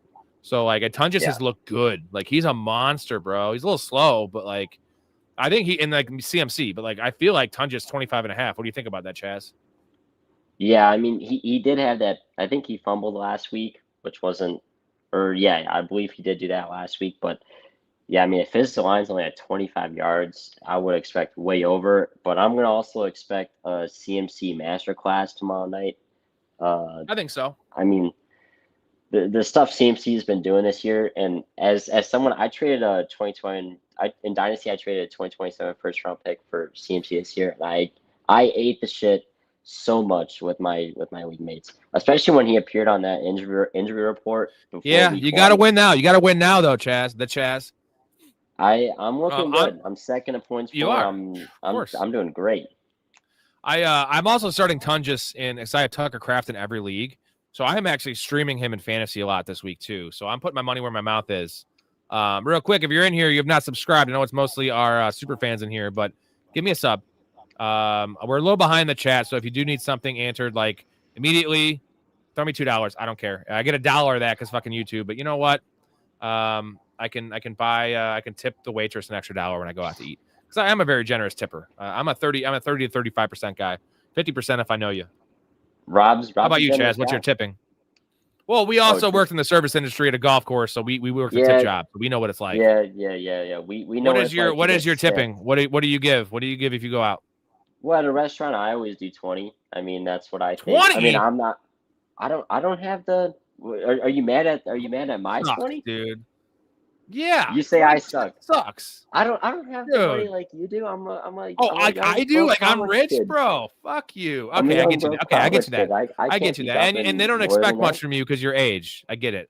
It's age. They don't. 20% is good. I get it. From a young guy in college, I get it. But I'm saying, historically, 20% is, as you know, that's like getting $5 for a foursome coming in at our job, right? Not good. Well, you'll still take it though. It's better than nothing. Oh, I'll still take it, but I'll talk shit behind your back and say you're a fucking asshole. All right. Let's see. I'll get some other questions here. We got Chiefs saying Carter is the passing running back. I'm pretty sure that's DeMarcado, bro. I could be wrong. They're about the same size. Carter's kind of small for like an early down banger, but Engineer has would y'all drop Brian Robinson Jr., Jamison Williams, or Golden to pick up RJ Harvey? Man, I don't want to drop Brian Robinson Jr. for any circumstance. Like, he's the least usable of all these guys, but he's also the most likely to win your league. Jamison Williams, I can't drop either, just because like the big games will come. Golden's a rookie, which we know are league winners historically in terms of like end of season. It's probably Golden for me, man, depending on like if you need a receiver. But if you have Jamison Williams, I'd rather have Jamison Williams than Golden. So I would drop Golden to pick up RJ Harvey because you need to pick him up. Yeah, I definitely agree with that. I think that Packers room is way too much. And obviously, like you said, I saw a tweet where like the rookies will win you leagues later on in the year, but I don't really see that with Golden, especially in this offense and how it's kind of functioning right now. I'd much rather drop Golden for Harvey right now. Do that, please. So we got I can see the future chat down below on my iPad here. So Alex says thoughts on Irving injury, but I'm still fucking 14 minutes behind the chat. So Chiefs fan says I like Rashad White pickup better this week because Irving is out. Is that official? Is Irving out, Chaz? I don't know. I don't We have think he is, Irving but in I don't any think of he my is yet. I haven't too, but I guess here's my point. I'm going to ask you. Let's talk about like Sean Tucker for me. Sean Tucker needs to be rostered in most places because there's a chance this. I mean, look at what happened with Trey Benson. That escalated quickly. That was the actual title of the Roto World blurb. Was undisclosed on Monday. They said an undisclosed injury. He's not practicing. Then he's questionable for Sunday, and then like 2 hours later he's out Sunday, and then 30 minutes later he's on IR and he had surgery for his meniscus. He's out 4 to 6 weeks. So Bucky Irving is averaging 22 touches a game this year. He got a bunch of work against the Phillies defense, got beat to shit, and he got 25 carries, and like he had 30 touches the week before. So I like Sean Tucker. I'm not saying I like Sean Tucker more than Rashad White for fantasy. I think it's close because Sean Tucker, like Rashad White, is really inefficient. We saw what they thought of Rashad White when he lost his job to Bucky Irving. Now Bucky Irving's amazing, but he was losing it if he wasn't amazing or not. He was going to lose some of that work. So I think they need to keep Rashad White fresh. Also coming off injury in preseason, looks healthy now. If it's let's even call it full PPR. Like if there's a chance that the IR stint comes from Bucky Irving, like I really like Sean Tucker because I think the one game he's got over 40% snap share in his NFL career, he had that 3 touchdown, like 140 yards on 10 touches. Remember that last year? Let me check. I don't remember that, but let me check. Yeah, he had 38% snap share. He had 14 carries for 136 yards and a touchdown. 3 catches, 56 yards and a touchdown. 2 touchdowns. Okay. 2 touchdowns, but very, very efficient, both in the air and on the ground. Yeah, I mean, I wouldn't if you think if you think Sean Tucker is going to be getting most of the workload, I would love to have him. Yeah, I don't think he's getting most of the workload. What do you think the snap share? Let's say it's a 4-week injury. Let's say for those 4 weeks, bigger sample size. Bucky's going to be playing the passing, Rashad's going to be playing the passing downs. What would you say the snap share between Sean Tucker and Rashad White would be? I think it's close to 50-50. I think it's 55 Rashad White, 45 Tucker, and Tucker's getting probably majority of the goal line short yardage work. Yeah, I definitely agree with you that I was going to say somewhere around 60-40, but I mean the 55-45 seems just about nice. And if Sean Tucker can be as efficient as he was when he was getting that, but I mean obviously things will fluctuate, but especially for the guy that they sat for Bucky Irving, I could see a future where they look to Sean Tucker a lot more in the future if Bucky Irving hits the IR and is out for 4 to 6 weeks. Hey, the Chaz, would you drop Judy/Keon Coleman for Carter? That's Michael Carter. No, I wouldn't. I still trust both of those guys over Carter. I mean, Carter's just a guy. And yeah, with Tillman being out, it helps Judy, right? And then Keon Coleman's side of Josh Allen. So if you need like a running back starter this week and you need someone, and you're going to start like, I'm trying to think of an example of someone worse than Carter. There's not much that comes to mind. If you got to start Kyle Monungai, if you have to start Kyle Monungai, like he's on bye. So obviously let's just say Kyle Monungai wasn't on bye. Then I would probably do that because you have to. If you have an equal option, save your talent and take the L maybe this week. Sub-Zero, thoughts on Rams secretly being the best defensive matchup of the week? No, because there's a lot of good defensive matchups. The Giants have a great matchup. The Chiefs have a good matchup. The Browns have a good matchup. But the Lions, I said the Lions. They have a good matchup. But here's my concern: is that Kyle Shanahan definitely terrible in the playoffs, terrible at clock management, terrible at keeping his players healthy. Kyle Shanahan can draw up a game plan on a short week, and he can surprise a lot of people with lesser talent. We've seen it with running back position. We've seen it with quarterbacks, running back position, wide receivers, you name it. That's my worry is they're still going against Kyle Shanahan. And you know what? Not having Brock Purdy there might be a good thing because Brock Purdy's a turnover fucking machine. Yeah, he's been making very questionable throws this year. If I'm gonna back somebody, I'm gonna back Kyle Shanahan. I love coaches that can create elite schemes, and he's definitely one of the guys that can do that. Especially on a short week, and you're not really gonna know what to expect coming into this game with all the people out. You could see some surprises, and somehow they end up scoring 20 to 20 points. I do like starting defenses on Thursday Night Football because it's usually a good bet because the offensive players usually disappoint. I would say they have a plus matchup, right? Like a top 10 matchup, top 8, and their defense is good. So they're possibly a top 5 play. I definitely want the Giants over the Rams this week. The Giants have an elite defensive line. That's a great matchup. Things like that. Otherwise, though, they're a start. Like most likely you don't want to just not start them. Like obviously I'm starting them if I have them or if I could pick them up. But if I can get one of the top 3 plays this week in my mind, they're not top 3. I think they're top 5.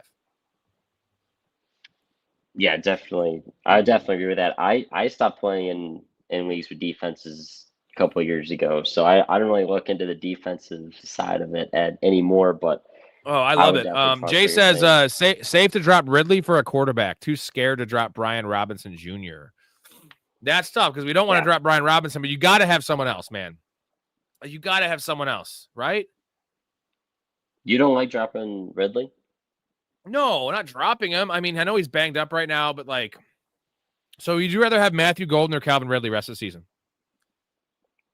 I would probably say Matthew Golden. How? Why? Dude, Jaden Reed is coming back at all. I don't care. I don't care. All they have is Iron Man are there. That's all they have. It's I don't know. I would rather hold Ridley. I'd rather drop Matthew Golden. I'm not saying he has Matthew Golden on his team. I was using that as an example. Maybe I'm crazy, but Chiefs, I think Mason's going to run. I know the volume's going to be there for Mason against the Browns because the Browns can't blow anyone out, and they're starting a rookie quarterback, first-time start. So it might be like a 23 for 80 or 23 for 70. But all it takes is one pass interference call, and he gets a 1-yard touchdown plunge, right? And the game script will be fine. They got to cover up the quarterback. Mason's going to have a lot of volume. I don't know exactly what the volume is, but he's going to have it. Yep. Yeah, I mean, I wouldn't like obviously starting running backs against that Browns defensive line, but yes, he's going to get the volume. And as Rob said, one fluke J-Jeff had PI or something like that, gets you down at the 1, and that's most likely a touchdown. That's why in especially half PPR, you always go with the running back over the receiver because the likelihood of a touchdown, they can get free ones. Wide receivers, unless you're Romeo Doubs, you're not getting free touchdowns. Wally, sorry about that delay on that question, and thank you again, Steve. It's just hard. I can kind of see him, but there's a lot of comments. It's just hard when I have a guest here. I can get to all of them when I'm by myself, but I'm also trying to bring a show to you guys. And we can kind of get to it all ideally, but it is tough. Obviously, Chief said when you have Pickens, you don't want Lamb to come back, but Pickens will still be fine. He won't be a top 10 play weekly, but he's going to be what I thought he was going to be before the year, which is a wide receiver 2. Yeah, wide receiver 2, flex start. I am all over GP3. I have him in one of my leagues, and I know I told my friends, go draft him. I think he's going to be a smash hit this year. I thought before the year he was going to be like T. Higgins last year, and that's kind of what we're seeing right now. Obviously, now he has that number 1 spot, and he's looking great.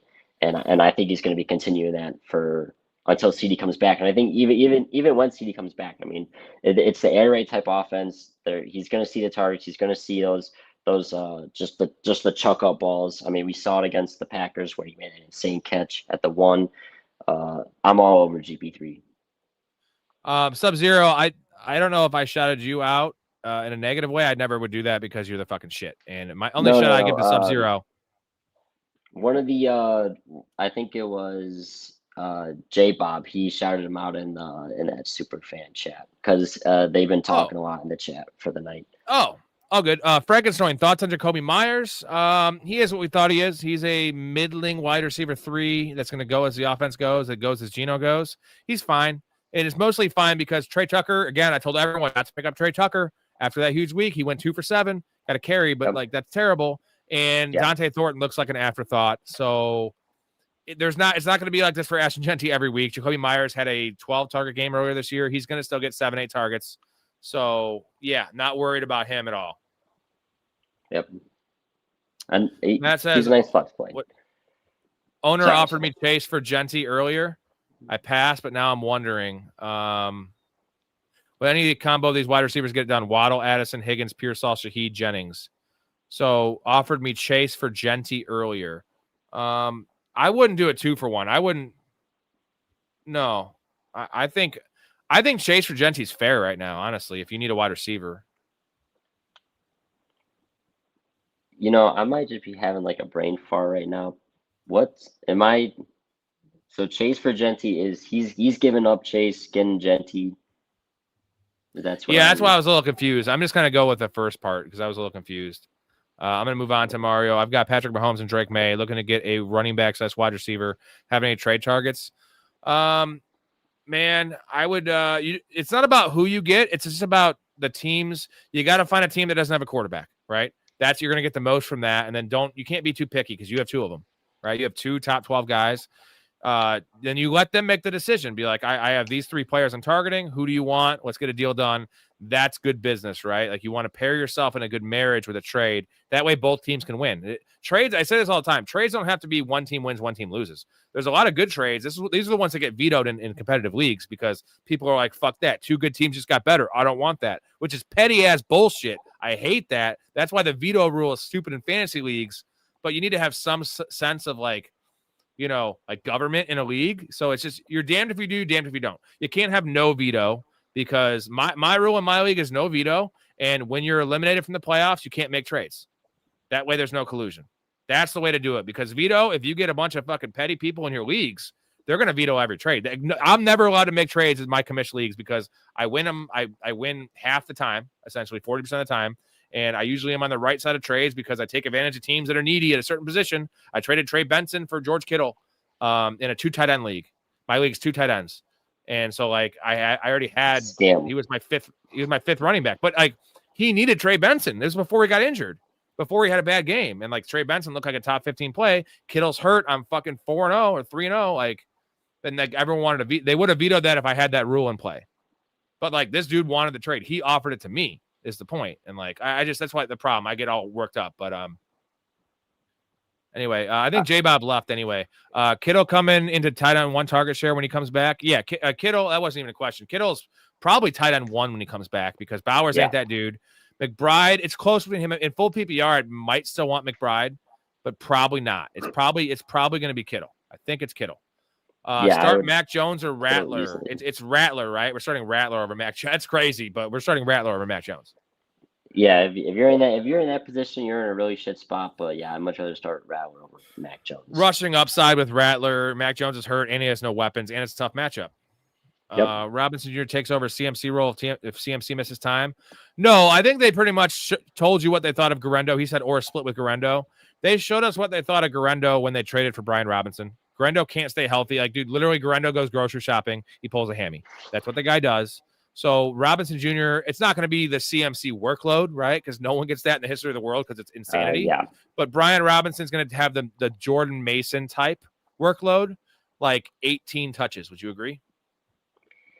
Yeah, I will say my only concern with that is that people, if CMC goes down, people are going to be like, oh my God, Brian Robinson, he's going to be the buzz. But when you look at it, like even CMC hasn't been like that efficient on his carries this year. It's really just been all through the receiving side. So it's like and volume. Yeah. What can he do on the receiving end, and if he can replicate what CMC does, which I don't think that's going to happen at all. I mean, CMC is getting like 10 to 15 targets a game.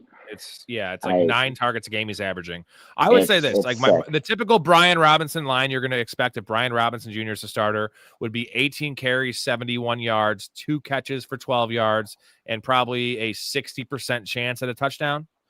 So that's a projected. He'd be projected for 13 a week, which is fine, right? Like that's good. Yeah. It's not CMC, but the point is like the reason that Brian Robinson Jr. is an elite handcuff, like Algier, if he's a starter, is going to be an RB1. Right, RB1.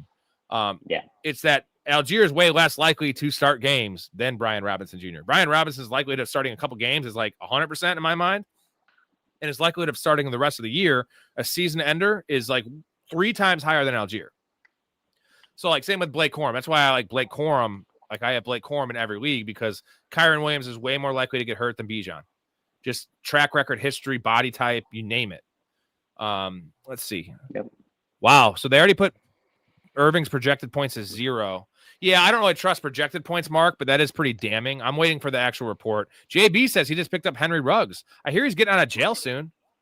He's probably still really fast, but he's still going to be raw when he comes out because he was still raw. Although I had Henry Ruggs in a lot of leagues that year he got suspended, and he was one of my pillar players, and he was actually looking good. He had like a 6 for 80. He had like a 7 for 90, and he had like a 4 for 50 and a touchdown in those 3 games.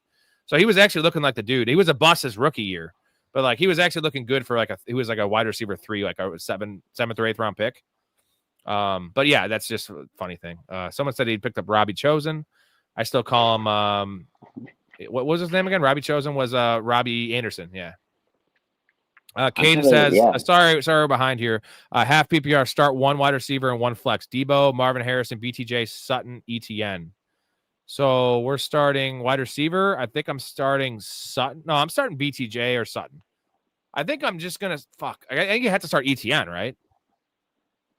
Yeah, I think that flex spot's going to be ETN. And honestly, I think that wide receiver slot's going to be Sun. I mean, Sun's been an underrated dog for such a long time. He literally I think I saw some with like Sun's like last like 20 some games. Like he only has 1 game below 10 points. Like he's just gonna get you those steady 10 to 15, and then sometimes those spike weeks. But he has such a high floor. I love Sun. No, so Sutton has had 2 stinkers, like stinkers. He had a 0 target, 0 catch game against the Saints on a Thursday night football game, week 9. Remember this specifically because I told my wife to start him, and we're watching the game. They blew him out. It's when the Saints couldn't stop the run, and they scored like 35 points. He had 0 targets, and then he had the 1 for 6 earlier this year on 4 targets. But other than that, he hasn't had less than like 4 for 40. I'm tempted to go Brian Thomas. I am tempted to go Brian Thomas, but like I'm going to go Sutton to be safe. Yeah. Let's see. This is a funny one I got to get to. Alex says, thoughts on Tyreek having more baby mamas in 2025 than TDs? I mean, that's probably for sure. And my wife, Erica, showed me a meme. She's got all the football shit like on her social media now, and then she just like scrolls through it. And it was like a picture of like 10 nurses. And it was like the nursing or like the nursing staff after Tyreek has surgery, and they're all pregnant. It was fucking great. I wish I had the graphic up. They should all be pregnant and beat up because that's what he likes to do. Pregnant and beat up. So like they're all in the hospital with him. Yeah. Team Money says full PPR. Start Keenan Allen or Io Manor. It's still going to be Keenan Allen for me. Although I love the Io Manor start this week, especially if Calvin Ridley's out. Even if he's not out, I think Io Manor is like creeping into the every week wide receiver 3 conversation. So you went Keenan there? Yeah, it's Keenan still. It's PPR, that's right? What I was thinking. Yeah, the way that you were explaining, like I only heard the end part. I was like, if it was half PPR, if it was half, I could see going Io Manor maybe. Even though it's hard to say he has more touchdown upside than Keenan Allen. He has more like big play upside, so the yards would be there. But yeah, that's it. Look at this. Check the 49ers injury sheet. They're gonna be starting Sky Moore. Yeah, it's Sky Moore, Kendrick Bourne, and fucking Demarcus Robinson. But you know who's there? Jake Tunges, baby. Let's see. Is Tyler Loop worth rostering or switch him out for Myers? This week, I actually don't mind it against Houston because like they're not going to go for it on 4th down with fucking Cooper Rush. And he's pretty good. Let's see. Start Niners D, pick 6, holds Rams under 2 TDs. Wow. Okay. I could see that because it's a division game, right? Yeah, that's a bold prediction, but we'll see. We'll see about that one. Jason, we're pretty much on the DeMarcado train there. Although I'm not too bullish on either of them now that they brought him in. Ortiz says start 2 Pollard, White, Wandale, or Shakir. We're gonna go under the assumption that there's no Spears and no Bucky. So I'll say it's full PPR. I didn't say anything. Full PPR. Pollard, White, Wandale, Shakir. I'm starting Pollard and probably the running backs, dude. Probably the running backs. I'm tempted to go Shakir because he has making some big plays, but yeah, it's the running backs there. Yeah, I mean, especially since you have to clarify, like, oh, would you rather have this guy if Bucky doesn't start? And it's like, if Bucky doesn't start, yeah, I'd much rather have Rashawn White than, because I'm thinking about starting Wandale in one of my leagues, but I just don't think I can get myself to do it. I don't know how that offense. We got to see it first. We got to see it first. Good call. Yep. Brandon has a good comment. When you realize the Texans' running back room is Chubb, Woody, and DP, as in Dameon Pierce. You know what a DP is, Chaz? I do. Double penetration. I've never tried it. You need to have a really big dick for that. Anyway, you know what they need to bring in? They need to bring in a guy with the last name Bukake. So Chubb, Woody, DP, and Bukake. Like just Bukake, not Bukake, Bukake or something. Then he says the only thing they need to improve the run game is Blue Chew or Viagra. Brandon, I hope you subscribe and you're a longtime commenter on these videos because I do appreciate that comment, buddy. Namex says full PPR, Nico Dobbins and Ladd. Oh, this is a trade. Nico Dobbins and Ladd for Justin Jefferson and Kenneth Walker. Which side do I take? I want Nico Dobbins and Ladd. I usually like getting the 2 for 3 because you get an open roster spot and you're getting better players. In this case, you're not getting better players. I don't know which side you're on. Nico, Dobbins, and Ladd. Buy low on Ladd. Nico's going to be fine. And Dobbins in the next 5 weeks, 3 weeks, whatever, he's still the starter there. So, yeah, and Justin Jefferson hasn't gotten that, like, the top, 3 pick. Sorry. We have Adrian Peterson in here. Adrian Peterson, whenever he's in here, I got to play the clip. Jeez, Peter, you're more excited than Adrian Peterson at an arboretum. Daddy, what kind of tree is that? Man, I want to beat you with so many things around here. I love that. Trade McConkey and Dobbins for A.J. Brown. He says Dobbins will never start on my team. Man, I don't know. I feel like just because you're not starting him doesn't mean you can't trade him somewhere else. Thing like I'd rather have A.J. Brown than McConkey, yes, but it's not that far off, especially if it's full PPR. If it's half PPR, I'd probably do it. Full PPR, I think McConkey and Brown will be close, and then you're giving away Dobbins for free. Try to shoot for higher before you do that. Don't accept it. You got a couple days. Figure out something a little better if you could. Junkbuster, love the name again. You're awesome. Pittman and Mason for Kyron, full PPR.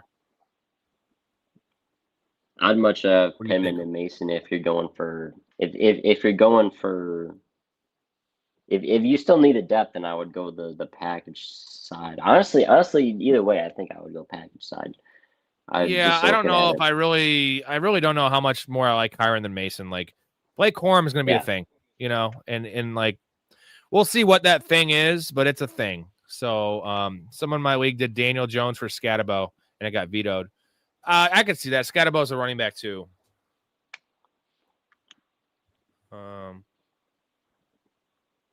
We got AJ Brown and Dobbins and Kelsey also got vetoed.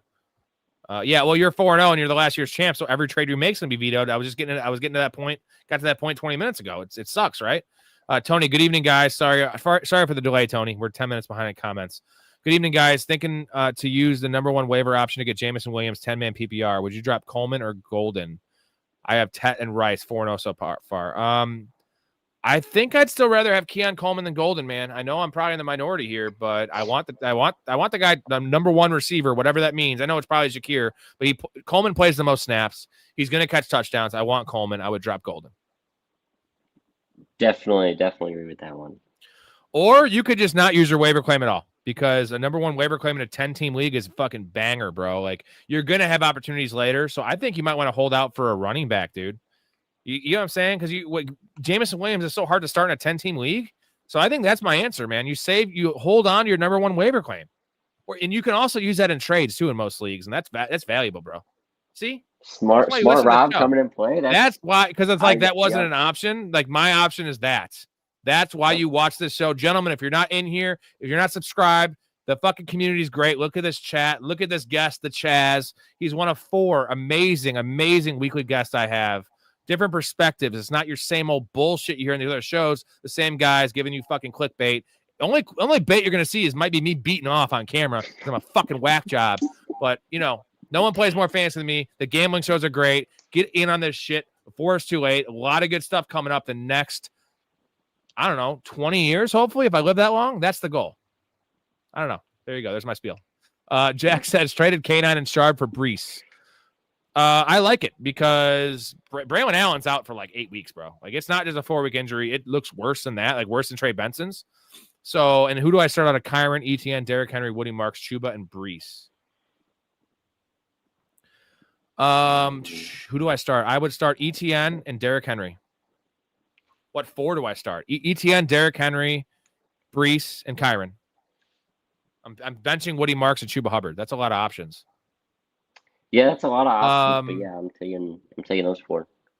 What do you think about, Chiefs fan says, what do you think about Tootin breaking out this year and taking ETN's job? Is it going to take an injury? Is it going to take a lot of fumbles? Is it going to take performance? What is it going to take? Is it going to happen? I think it's going to take something, either injury, fumbles, bad play, because ETN's looked like the guy. And I'm not going to lie, I've liked having ETN shares, and I've drafted him a lot in my underdog leagues, and it's helping me out a lot right now. So I guess we'll see what happens in the future. Sorry, something just broke below me, but yeah, what's going on down there, dude? I don't know what. I think I just broke my pen. Your what? Well, I was holding the pen and the thing just snapped. Oh, a pen. I thought you said your iPad. I was like, Jesus, you're really calm about breaking an iPad. Jolly Pop says James Cook for AJ Brown, JSN, and Rashad White. Absolutely not. That is way too fucking much. No players worth that. Yeah. Not in this environment with injuries. If it was Bijan Robinson, maybe, but no. What tight end to start this week or rest of the season? Ertz and Njoku, Mason Taylor. I have Fields, Theo Johnson. This week, probably Ertz. I think rest of season, none of them. I mean, it's so I don't know. It's so hard. Yeah, I don't know, man. Probably you can't say Njoku because he's an expiring asset most likely with the trade and then with Fannin. Yep. Taylor, maybe Mason Taylor rest of the season because he looks really good and there's no one else there besides Garrett Wilson. But I think it's Mason Taylor or Ertz. And I like Theo Johnson. I do like Theo Johnson. So I think they're all a toss-up. What do you think? Yeah, I definitely agree with the rest of the season. I think I saw a photo on Twitter where it's like there's no way the Jets decided to roll into the season with this wide receiver room, and it's literally just Garrett Wilson and that's it. So rest of the season, I definitely like Mason Taylor out of that group, but this week I'm definitely gonna go Hurts, especially with them. All right, start sit Godwin or Io Manor. In full PPR, it's Godwin. You got to go Godwin. In half, I might go Io Manor. I don't know. Godwin looked terrible, but he got 10 targets. So I think it's just Godwin either way, but it's just a rough ride. Like he's on. He was a peg leg before. He literally is like on the next casting bill for Pirates of the Caribbean right now. Yeah. What is your take there? Yeah, I mean, I'm liking Io Manor, but I feel like you just got to go with Godwin. Got to go with the production in the PPR, especially with the targets. He's going to have a 4. I know it looks terrible, but sometimes it doesn't matter how it looks. You just got to watch a game like this, and then at the end of the game, you got to check the points. If the points are there, which they should be, that's all that matters.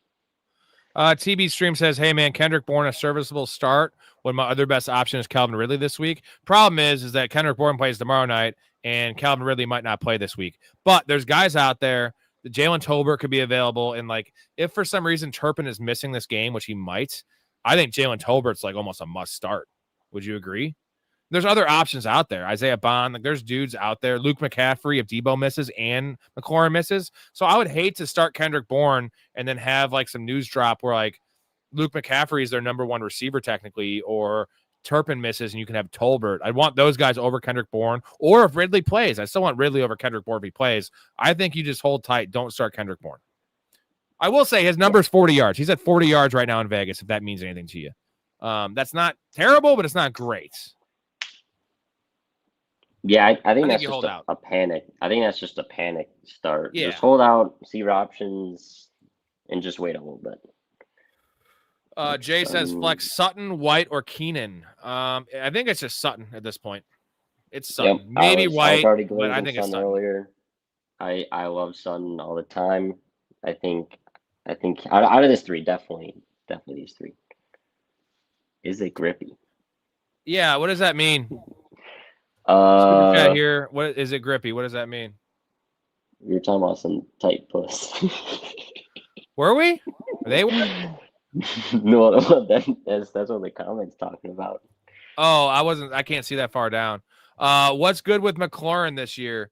It's the same thing that happened to Debo when he held out, Ayuk when he held out. Like, guys holding out, it never turns out good. They should have signed him way before. It's Washington's problem. They traded Brian Robinson. Washington's a shit organization.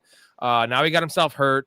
It was bad when he was healthy. I'm still not panicking. I think McLaurin's definitely a buy low once we get the injury stuff figured out. So if he comes back this week and plays half the snaps and looks okay, buy low. Hard to start this week, though. Let's see.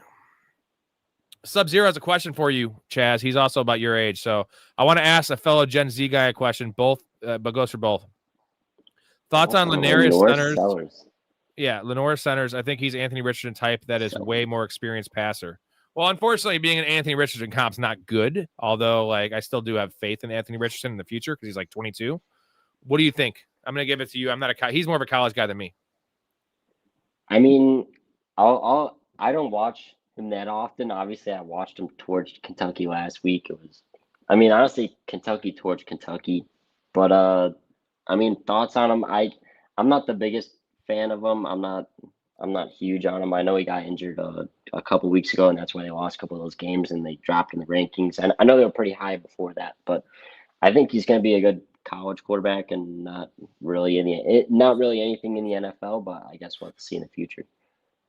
All right, I don't really have a take. I'm not going to just give you a take to give you a take because I'm authentic. Could I use two of Pearsall, T. Higgins, Jennings, or Shaheed to get Pickens? I'd say give him with Pearsall being hurt and already coming into the year a little hurt and being injury prone so far of his career. I love Ricky Pearsall, but you also Kittle coming back and T. Higgins has no quarterback. Juwan Jennings is just bad. I mean, he's hurt. He's bad. The offense looks shitty. Shaheed is not only playing 60% of the snaps. Say whatever two you want for Pickens, right? Yeah, I mean, I was already saying how much I love Pickens earlier. If you can put any of those two together and get Pickens, I would do it in a heartbeat. For real, Kev says it's Rams and Bills money line. I'm guessing good parlay. I'm guessing that's probably even money if you put them together. I don't know exactly, but I know like the Rams are like 7.5 point favorites, so it might be like a minus 140. It's about the odds there. If it's even odds, yes. If it's like minus 160, like I'm confident in the Bills, but like Thursday night football division game, I don't care how beat up the Niners are. Like Niners can beat the Rams. Niners have the Rams number, like historically, right? Yeah, I mean it's a rivalry. I mean, those two teams don't like each other. They're gonna try and bring their best. If it's below even odds, as what Rob said, I probably would not. I'd probably steer away, look somewhere else. But if you can get that at even odds or better, I would go with it. You know what I like doing in these situations? If you want to do that, alt line them. I know you can end up losing it, but alt line them both to minus 2.5 and get even odds. You know what I mean? Like it sucks, but usually they're going to win by a field goal. Alt line them to 2.5. That might make it from minus 160 to minus 110. Chiefs fan says, do you trust Waller? Absolutely not. It helps that Tyreek Hill's out. He literally ran 10 routes that game. It had two touchdowns and 3 catches. Like that's all you need to know. Darren Waller's still working himself back into shape. He looked pretty good though, but no, I'm not trusting it. What about you, Chaz? Yeah, I wouldn't trust it. I think it's one of those like fluke games that just randomly happens, and then people start to get hype about it, and then honestly, people are probably just like, with Johnny Smith last year or whatever happened there, they're gonna get hyped for the tight end, but I don't see it at all. Should I give Tyler Warren for Hunter Henry and BTJ? The problem with that is you might be causing yourself a major tight end problem when Kyle Williams starts playing more. Like Hunter Henry's fine. He's a streamable, startable guy, but like BTJ's there's too many questions there. I'd probably just hold Tyler Warren, right? Yeah, I would hold Tyler Warren. I mean, especially with where you drafted him, you already have like miles better tight end than anyone else in your league, so you're already getting the positional advantage, and I feel like you're giving that up and getting a guy that's struggling in BTJ, I would hold off a little bit. Here's the thing about Tyler Warren. He's playing so well, but his numbers aren't equaling his play. And eventually that will even out, right? Like he will actually start putting up real fantasy numbers. Not that it's been bad, but he will be better. Would you stash on IR Purdy, Coker, McMillan, or Taysom? Not McMillan, not Taysom. Purdy if you need a quarterback, but I like Jalen Coker, man. Xavier Legette, I'm a big fan of Xavier Legette. He looks terrible. They need that Adam Thielen role, man, and then Coker is going to fill that spot, dude. He's coming back soon. I want Coker. Yeah, I mean, it's more so situation if you need a quarterback, Purdy, but I think there's going to be something better out there on the waiver wire, or at least manageable compared to Purdy this year. I would go Coker. The grippy comment, there is no such thing as disrespecting the super chat because that is supporting this channel. And you can ask me, if you want to ask me personal questions, I'll make an ass out of myself. Maybe not for $1.99, but like, please do. And you know me, I'll do that shit for free, Chaz. You know what I mean? I will disrespect myself and say crazy stories and tell stories about me and my relationship or anything. You know it, Chaz. Right? You've seen it in person. I know. The stories and the stuff you show me has been insane. But hey, that's what makes you, Rob, and that's why it's Thank awesome. you. Alex says, real quick, where would you rank AJ Brown? I want to catch up on these. Where would you rank AJ Brown rest of season? Like 18? Ooh. Yeah, I was gonna say around 20, like low wide receiver 2. I mean, you can't have him in. You can't have him as a high wide receiver 2 or even a wide receiver 1. So yeah, I mean mid to late wide receiver 2. I mean if you're really out on him, high end wide receiver 3, but you can't be that out on him. And I mean he's AJ Brown. That is correct. Blake says Sellers is talented, but I think he's overrated. I mean, he's really comparable to Richardson, can run all over the place. Isn't that accurate? But his athleticism will carry him in spots. So I guess the answer there for him for his future, like it is for most quarterbacks, but especially these raw guys, is landing spot. So where is his landing spot? And usually most landing spots are bad. Not if they're a third rounder, though, right? It's like most early top 10 picks landing spots are bad because bad organization, bad new head coach, bad team. Woody Marks versus Baltimore or Montgomery versus Cincy? I think I'm going to go Montgomery versus Cincy, bro. Yeah, I think this is Montgomery's hometown. I think he's going to have I saw something where he's got like all of his family there, even like his sister that's paralyzed or something like that. Sorry if I got that wrong. I'm not trying to disrespect in any way. That hasn't seen him play in person since a while. I think they're going to try and include him in the game plan. I think it's going to be a blowout, and they're going to get him some usage so that his family can enjoy him playing in the game. Brandon Ayuk worth an IR spot. The report was not promising. They said he's not even close to returning, so it might be week 12. The upside is with all the injuries right now with the Niners, like they're probably going to need Brandon Ayuk, but if it's a week 10, week 12 start, like you can't trust him to the fantasy playoffs, and then can you even trust him? I would much rather have Jalen Coker, I guess, is my line, although Coker's like not going to be a long-term IR stash. Give me Spears, give me Coker over Ayuk, but if there's no one else, you want to have that Ayuk spot or that Ayuk spot. Yeah, let's call the Ayuk IR spot the Ayuk spot. You want to have that Ayuk spot filled. Fine. I mean, I currently have Ayuk there in my IR, so we'll see. Yeah, it's worth it. And you can always cut bait if there's a bad report. Sub-Zero has an existential question for us. Question for the pod. Since we are halfway to the trade deadline, what are some trades you'd like to see happen? Me personally, I'd like to see Richardson get traded to the Rams. Chaz, you have anything on the top of your head? DJ Moore anywhere else other than the Bears. Patriots. Patriots should be the number one target. I would love to see DJ Moore get to the Patriots. I think DJ Moore's a great wide receiver. He's just not getting used in the Bears. Send him off somewhere else. That's something I would love to see. I think I want to see Breece Hall get moved just for him, for the team, for the team that gets him to a contender. He doesn't look great though. Like some of those breakaway runs, he still almost looks like he's limping. Did you notice that at all? He doesn't look like, because that rookie year he was fast, bro. I liked him out of Iowa State. He was fast. He doesn't look like the same player. He's still good. He's not the same as he was as he's not the same. But yeah, I would love to see him get moved. But honestly, they're a ground and pound team, and with the Braylon Allen injury, I just don't really see them making that trade unless they want to just. Oh, they're 0-4, bro. They're 0-4. They're 0-4. It's the last, isn't it? They like Isaiah Davis. It's the last year of his contract, I think. Right. Get him out of there, ship him off. So yeah, Well, they could honestly, do it. like They could do the sometimes- 5th-year option, but they're not going to do that. Yeah, they won't. They won't. Should Wasn't it AB second? play Goddard, Waller, or Kincaid? It's Kincaid or Goddard. I'd say Goddard's safe. Kincaid has more upside because he's catching a touchdown a game, it appears. So if you're favored in your matchup, probably play Goddard. If you're underdog, play Kincaid. Is that fair? Yeah, I mean, when it comes to Goddard with me, whenever I play this one guy in my league who has Goddard, he always seems to pop off, and I'm not playing him this week. So I'm gonna go Kincaid. I love Kincaid more than Goddard. Goddard's like a iffy guy to me, in my opinion. I like the Kincaid base more than I like Goddard.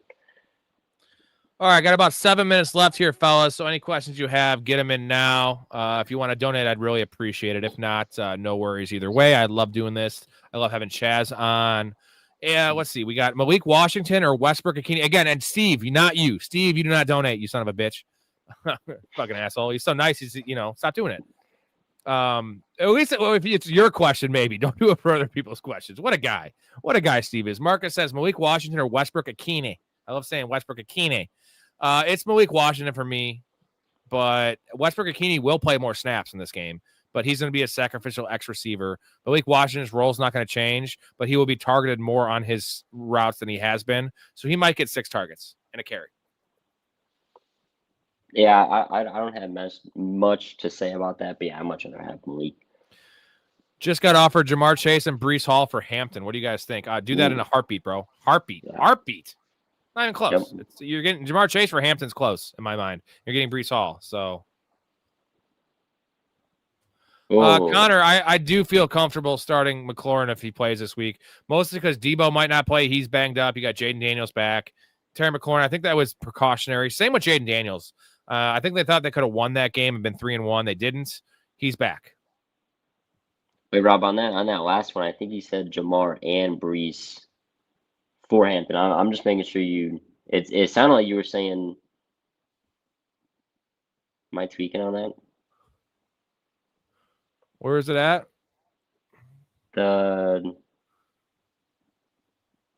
I'm just making sure, honestly, in the chat, they can probably say if I'm tweaking or not, but yeah, it's Jamar Chase and Breece Hall. Yeah. That's a good trade. Okay. I was just making sure that you understood. Yeah, I understood it. Okay. That's two for one. Connor, thank you. By the way, thank you. Appreciate that. What's the best bet of the weekend?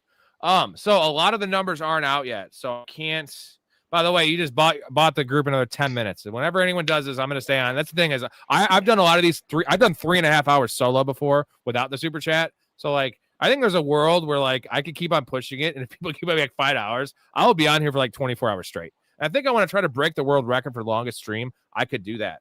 You bought yourself another 10 minutes. I like to cut it off. I like to cut it off at 2 hours because then I could get free shorts from this video. Like AI makes them for me. If it goes over 2 hours, they don't do it. But fuck it. Anyways, bets I'm looking at that aren't out. Maybe they're out now. They weren't out earlier. Jamar Chase's line, I projected at 59.5. I'm going to like that depending on what it's at. Tet McMillan. I think I'm going to bet Tet McMillan this week. I only do prop bets mostly, bro. Fannin Jr.'s line, I have it projected at 27.5. I love that. I don't know what it is. Jamison Williams, I think this is a Jamison Williams spot. He's been inconsistent. He might be at like 44, 45 yards. Smash. And then Bo Nix rushing. I think Bo Nix rushing this week is good. I forget who they're playing. I looked it up. I haven't looked at any of the lines, so I wish I could. No, me neither. I wish I could say. This is my process. I've been. I go MLB, through and project them. MLB playoffs. Yeah, fuck MLB today. Lad McConkey. If you want to get risky, Lad McConkey 46.5, and then I think I'm going to bet Brian Thomas against the Chiefs Monday night. His over. I think they're going to get him involved. Those are just some leans I have. Again, I don't really bet lines because I just don't do good with them. And Vegas is too sharp, bro. We all agree Vegas is too sharp. Yeah. Vegas is so accurate. It's scary. Ooh, Garrett Wilson traded the Chiefs is what Chiefs fan says. Well, yeah, you're a Chiefs fan, but they're not trading Garrett Wilson. Let's see. Mac Jones or Rattler. We said Rattler. Anytime TDs for tomorrow. I think Tunjas might be a dude. I think you can get a little cute with a Blake Corum anytime TD, depending on what the odds are. It's probably like plus 450. Or you know what I think might be a really, really smart one if you want to just bank on the blowout is Blake Corum last TD. What do you think about that? Last TD. Ooh, I can see that. A little late game, they're driving down the field. They're just trying to the game's not over yet, but they can't clock or they can't kneel it, and the drive has to continue. Blake says Bryce, Mack, or Rattler, or trade for a quarterback. Lamar would be my starter. Don't trade for a quarterback. You're probably 2-2 or 3-1. It's Bryce Young. This is a good matchup for Bryce Young. The other guys are just nothings to me. So it's Bryce Young. I don't like it. I don't love it, but that's what you got to do. Start 2 RBs. Marks, Henderson, Monty, Rashad White. Let's assume this is full PPR. I think it's going to be Monty and Rashad White if there's a no Bucky, or Monty and Marks. Yeah, I was gonna say it's gonna be Monty and definitely not Henderson. That's it. In my opinion, it could be it's a field play for Marks or Rashad White, depending on what we still have to find out. But definitely Monty in there, and then one of the two of Marks and Rashad White. Junk Buster says, would you start Pittman or Mason this week? Full PPR flex. Alec Pierce is back. It's gonna be Mason for me, even in full PPR. Yeah, I definitely agree with that. Sorry, I was just reading the chat with my reaction. MLB. I can't. You don't like MLB, Rob? I used to. I mean, come on, Gary Gaddy, bro. I'm the biggest baseball fan ever. Just not anymore. I had to stop it. I'm too into football, man. I have too much other shit. I got to commit to one, and I love the NBA. NBA, I'll always watch. I always bet on. This is the first year I'm not playing fantasy basketball. Huge NBA fan, and baseball is just too slow and it's too long. It's just too long, man. Frank says Rams defense or Cardinals defense. I think Cardinals defense has the best matchup right now this week. It's Cardinals defense. Yeah, I feel like that Rams defense is good, but I also feel like you just be starting them so you can watch them on Thursday night, especially when with the Cardinals going against the Tennessee Titans, who have been absolutely atrocious. That's easy money, bro. The most they're going to score is 21 points. That's the most they're going to score. Team Money says, I'm starting the Jaguars defense against the Chiefs. What do you think? I don't like it. They've been doing great, but I don't like it. Yeah, I don't like that either. Last name McCall says Sutton, Worthy, Ibuka, sit one. I'm sitting Sutton for sure. No, I think Worthy is probably the sit there. Yeah, I mean, you're definitely not sitting Ibuka, and you're definitely not sitting Ibuka, and I'm definitely gonna sit Worthy over Sutton. I love Sutton, as I said before. Peasant says, do I trade Javonte and Addison for AJ Brown and Kittle? Yes, do that trade right now. Right now. And no, last name, please do not do this. Starting Michael Carter over Chase Brown in PPR, don't do that.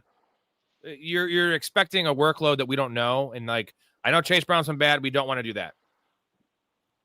Yeah, it's a workload against a bad team. We have no clue how that game's going to go.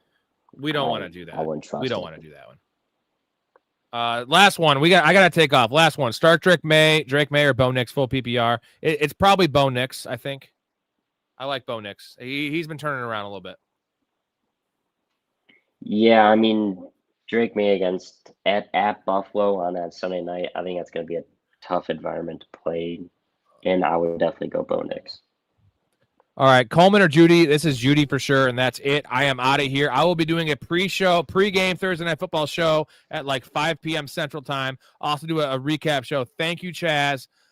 Remember, love your life.